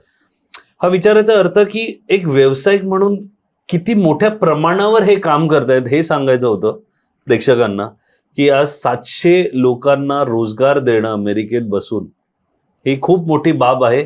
एक मराठी माणूस आहे म्हणून खूप बरंही वाटतं. ह्याच्यावरून सांगायला आवडेल, मराठी अर्थव्यवसाय का मराठी बिझनेस आणि एंटरप्रिनर ह्याच्यावर मराठी मूडनी खूप व्हिडिओ केलेत. सरांसारखे असे अनेक उद्योजक आमच्या प्लॅटफॉर्मवर येतात, त्यांच्याशी आम्ही गप्पा मारतो आणि अशाच एक जे इन्स्पिरेशनल स्टोरीज असतात ते तुमच्यापर्यंत पोहोचवतो. कारण हेच ती लोक आहेत जे आपल्याला ते मार्गदर्शन करतायत. हे ती लोक आहेत ज्यांनी तो प्रवास घडवलाय आणि आज ते इकडे आलेत की तोच त्रास पुढच्या पिढीला का दुसऱ्यांना नाही झाला पाहिजे. आणि सरांसारखे तर लोक तुमचा मार्ग सोपं करूनच बसलेत की तुम्ही अमेरिकेत शिक्षण फुकट केलं. मला नाही वाटत ह्याच्याहून मोठी गोष्ट काही. आणि ज्या ज्या लोकांनाही माहिती नसेल, गुरु एज्युकेशन वेबसाईटवर लॉग इन करा. सर, व्यवसाय आणि सगळं झालं, आपण अमेरिकेत आहेत, 25 वर्ष राहता. कसा राहतो न्यू जर्सीतला मराठी माणूस? न्यू जर्सीचा मराठी माणूस किंवा न्यू जर्सी मधील भारतीय नाही, का मराठी? बघा, आपण गुजराती सिनेमा आणि पंजाबी सिनेमा आणि आपण त्यांचे बघितलेत, पण क्वचितच जे काही थोडेफार सिनेमे आले त्याच्यात पण एकदम इमोशन आणि पण एक छान आयुष्य जगणारा एक मराठी माणूस न्यू जर्सी मध्ये कसा राहतो ते जाणून घ्यायचंय. मराठी माणूस, भारतीय मराठी माणूस. ओमी वैद्य 3 इडियट्स मधला जो कॅरेक्टर आहे तो मराठी आहे आणि तो न्यू जर्सीतच वाढला. तर 3 इडियट्स मूवी मधला जो तुम्ही बघत असाल एक कॅरेक्टर होता ओमी वैद्य, तो मराठमोळा आहे. न्यू जर्सी ही 60-70 सालातली मुंबई. छान आहे. हो, त्यामुळे सगळ्या गोष्टी ऍक्सेसिबिलिटी असते. गेले 25 वर्ष आमच्या घरी स्वयंपाकाला बाई असतात, कारण की आम्ही नवरा बायको दोघेही काम करत असतो. सासूबाई असतात, पण तरी स्वयंपाकाला आमच्याकडे आठवड्यातनं 3-4 वेळा बायका येऊन जातात. राईट, क्लिनिंग सर्व्हिस आहे. तसं मुंबईमध्ये आपल्याकडे सकाळी काम करायला बाई असते. जर वर्किंग क्लास कपल असेल तर मग ते सगळंच भांडी घासण्यापासून किंवा घरातले सगळं डस्टिंग बिस्टिंग, क्लिनिंग सर्व्हिसेस, कुकिंग, तसं अमेरिकेत पण असतं. राहता राहिली खाण्याच्या गोष्टी. आपण मराठी लोक चोखंदळ पण असतो. तर पाहतो इकडे भाकरवडी, चितळेची सर, चितळे सर. तर सांगायला आनंद आहे, चितळेंनी मागील वर्षी अमेरिकेमध्ये अटलांटामध्ये मोठं वेअरहाऊस विकत घेतलंय. अरे वा. सो जे चितळेंचे जे पदार्थ आहेत, जे आधी भारतातना आधी एक्सपोर्ट व्हायचे वेगळ्या वेगळ्या वेगळ्या वेगळ्या दुकानामध्ये, आता त्यांनी पूर्ण इकोसिस्टम तयार केली आहे की ते स्वतःच्या वेअरहाऊसमध्ये स्टोअर करतात. त्यामुळे तो सप्लाय चेनचा आवाका जो आहे तो प्रचंड मोठ्या प्रमाणात वाढला आहे. अमेरिकेत 4 मोठे ग्रोसर्स आहेत. सब्जी मंडी, अपना बाजार, they are owned bye Punjabis. Patidar, Patel brothers, they are owned bye Gujaratis. हे 4 मोठे म्हणजे रिलायन्स फ्रेश सारखे 4 मोठे रिलायन्स फ्रेश. आणि त्याच्या खाली प्रत्येक शहरामध्ये, मोठ्या मोठ्या शहरांमध्ये, छोट्या छोट्या शहरांमध्ये 1000-2000 स्क्वेअर फीटचे छोटे छोटे इंडियन ग्रोसरी स्टोअर्स असतात, जे तिकडनं ते सामान विकत घेतात. ते आर होलसेलर्स हे 4, आणि बाकी सगळे रिटेलर्स. राईट. त्यामुळे तुम्ही म्हणाल ते म्हणजे वडापाव असू दे काय, समोसा पाव असू दे काय, दाबेली, काठी रोल, फ्रँकी, काही जे आपल्या मुंबईच्या स्ट्रीट फूड रस्त्यावर जे मिळतं ते. मला स्ट्रीट फूड सांगतोय. त्यामुळे त्यानंतर मग भजी, त्यानंतर मग ती मिरची तळलेली, तुम्ही म्हणाल त्या गोष्टी तिकडे मिळतात. राईट. काळ्या वाटाण्याची आमटीपासून आपले पुरणपोळी असू दे काय, शंकरपाळ्या असू दे काय, श्रीखंड असू दे काय. आता चितळेत जर अमेरिकेमध्ये आहे तर मग चितळेचे सगळे प्रोडक्ट तुम्हाला मिळतात. राईट. भारतातही भरपूर लोकांनी, आम्ही त्यांना मदत करतो. म्हणजे आंब्याचं जर नसेल तर कोकणातील भरपूर लोकांच्या ज्यांच्या बागा आहेत, आधी ते एजंटच्या थ्रू पाठवायचे आणि जसा बिचोला मिडलमन तो सगळं पैसे खायचा. आता त्यांना मी डायरेक्ट केलंय. जसं मोदी साहेबांनी जसा मधला एजंट काढला तसा आम्ही मधला एजंट काढला. आता तो कोकणातला जो बागायतकार आहे तो सरळ इकडे सब्जी मंडी, अपना बाजार, पतीदार आणि पटेल ग्रोसर्सला आपलं सामान पाठवतो. अच्छा. जेणेकरून त्यालाही चांगले पैसे मिळतात आणि यांनाही डायरेक्ट शिपमेंट मिळते Direct in a prompt timeline. Time right. दिवाळीचा फराळ, आता दिवाळीच्या फराळाला पण आम्ही तेच केलंय, B2C ॲज वेल एज B2B. म्हणजे ते इकडे काही गृहिणी ते फराळ करतात, पॅक करतात आणि ते पटेल, पतीदार, सब्जी मंडी इकडे पण करतात किंवा BMMच्या द्वारे जी आपली मराठी मंडळ आहेत त्यांच्याद्वारे ते B2C, बिझनेस टू कन्झ्युमर, म्हणजे आमच्या घरात मुंबईतना दिवाळीचा फराळ येतो गेले 12 वर्ष. वा. त्याआधी आम्ही जाऊन हे पतीदार, अपना बाजार तिकडनं सामान आणायचो. आता कस्टमाइज आमची ऑर्डर असते आणि त्याप्रमाणे मुंबईत बसून आपण देतो की मला एवढे पॅकेट हे हवे, एवढे पॅकेट. तसं तुम्हाला तिकडे न्यू जर्सी मध्ये मुंबईतून हार्टलाईन काय टेक्नॉलॉजी त्यांनी वेबसाईट केली, वेबसाईट सामान लावलं. आजच्या व्हॉट्सअपद्वारे तुम्ही कॉल केला, पुन्हा रिकन्फर्म केली, तुम्ही पेमेंट केलं आणि तिकडे तुम्हाला सामान मिळालं. हे मला लोकांना सांगायला आवडेल की हे फक्त आता मुंबई पुरतं नाहीये. जसं सर बोलले, टेक्नॉलॉजी आल्यामुळे अख्ख्या महाराष्ट्राला या गोष्टीचा ऍक्सेस आहे. आणि तुम्ही महाराष्ट्राच्या कुठल्याही शहरात असाल, फक्त इंटरनेट हवंय, तुम्ही सरांच्या कंपनी बरोबर असोसिएट व्हा आणि त्यांच्याकडे फक्त आणि फक्त तुमच्यासाठी खूप साऱ्या ऑपॉर्च्युनिटीज आहेत. आता तुम्ही BMM बद्दल बोलला, मराठी मंडळ, कारण आपला ग्लोबल मराठी ह्याच्यामध्ये आपण अनेक ग्लोबल मराठी जे रहिवासी आहेत त्यांचे पॉडकास्ट करतोय. न्यू जर्सीच्या मराठी मंडळ आणि त्यांचे उपक्रम त्याबद्दल आम्हाला सांगा की तिकडे पण, कारण आमच्या काही पॉडकास्टमध्ये आम्हाला गेस्टनी असंच सांगितलं की महाराष्ट्राच्या बाहेर गेल्यावर आपल्याला आपल्या संस्कृतीची जाणीव जास्त होते, ओढ जास्त निर्माण होते. कसं आहे न्यू जर्सीचं मराठी मंडळ आणि BMM सोबत आणि कसं काम करतं, आणि मराठी शाळा न्यू जर्सीमध्ये आहे का? तर सांगायला आनंद आहे, मराठी शाळा किंवा मराठी भाषेचे वर्ग हे जे आपली मंदिरं आहेत, या मंदिरांमध्ये विकेंडला भाषा वर्ग चालतात. आणि त्यामध्ये ज्या मेजर जे 4-5 एथनिसिटीज आहेत, म्हणजे तेलुगू झालं, पंजाबी झालं, गुजराती झालं, मराठी झालं, राईट, आणि तमिळ झालं, ह्या भाषेचे वर्ग चाललेले असतात. आणि सर्व काम व्हॉलंटिअर बेस्ड असतं आणि for most of the people विनामूल्य असतं. मी एक स्टेप फॉरवर्ड जातो. माझ्या कंपनीच्या द्वारे आम्ही त्यातील विद्यार्थ्यांना भारतात बसून इंटरनेटच्या द्वारे त्यांना आपण वैदिक मॅथमॅटिक्स, मराठी, पॅन्डेमिकमध्ये तर आम्ही त्यांना म्हणजे झुंबा बिंबाचे क्लासेसपासून सगळंच केलेलं आहे. पण भाषा वर्ग आणि मॅथमॅटिक्स, वैदिक मॅथमॅटिक्स हे पण तिकडे विद्यार्थ्यांना आपण शिकवतो. राईट. आता जर तुम्ही म्हणालात की मराठी लोक BMM, तर न्यू जर्सीमध्ये मराठी विश्व आहे. मराठी विश्व प्रीडेट्स BMM. BMMच्या आधीपासून मराठी विश्व होतं, त्यामुळे आमचं एक मराठी विश्व स्वतंत्र ऑर्गनायझेशन आहे आणि आमचं अफिलिएशन BMMला आहे. आता BMMच्या प्रत्येक 2 वर्षाने ग्लोबल कन्व्हेन्शन असतं. यावेळेचं सिएटल, वॉशिंग्टनला आहे. राईट. तर त्यावेळेला सांस्कृतिक कार्यक्रमांबरोबरच उद्योजकतेवरतीही जास्त गेल्या 8-10 वर्षामध्ये जास्त भर आपण देतो आहोत. आणि सांगायला आनंद आहे की प्रत्येक महिन्याला आपले चोखंदळ कार्यक्रम असतात. नाटक हा मराठी माणसाचा एक वीक पॉइंट म्हणा किंवा त्याचा एक तो हार्डलाईनच आहे, दैनंदिन गोष्ट. नाटक नाही आवडत तर मग तुम्ही मराठी कसे, राईट. तर त्या मराठी लोकांना, आता गुजराती लोकांना पण नाटक हा एक प्रचंड मोठा भाग त्यांचा अविभाज्य आहे. त्यामुळे मराठी लोकांसाठी आपण प्रत्येक महिन्यामध्ये वेगळ्या वेगळ्या प्रकारचे हौशी कलावंत तिकडचे पण असतात आणि इकडचं पण डेलिगेशन जातं. प्रशांत दामले साहेबांची तर प्रत्येक 3-4 महिन्यात एकदा वारी असते. काळे साहेब, जे क्लासिकल सिंगिंग असू दे का किंवा नाटकं असू दे का. तर Indian Americans density of population is the highest in new Jersey state. म्हणजे सांगायचं म्हणून सांगतो, एडिसन नावाचं शहर आहे न्यू जर्सीमध्ये, जिकडे थॉमस अल्वा एडिसनचा जन्म झाला, ज्याने विजेचा दिव्याचा शोध लावला. एकेकाळी तिकडे पूर्ण कॉकेशियन्स आणि आफ्रिकन अमेरिकन्स होते. आणि भारतीय लोकांना उद्योजकसाठी भरपूर कठीण प्रसंगाला समोरं जावं लागलं 80च्या आणि 90च्या दशकामध्ये. आजच्या तारखेला एडिसनचा मेयर म्हणजे सर्वेसर्वा हा भारतीय आहे, समीप जोशी.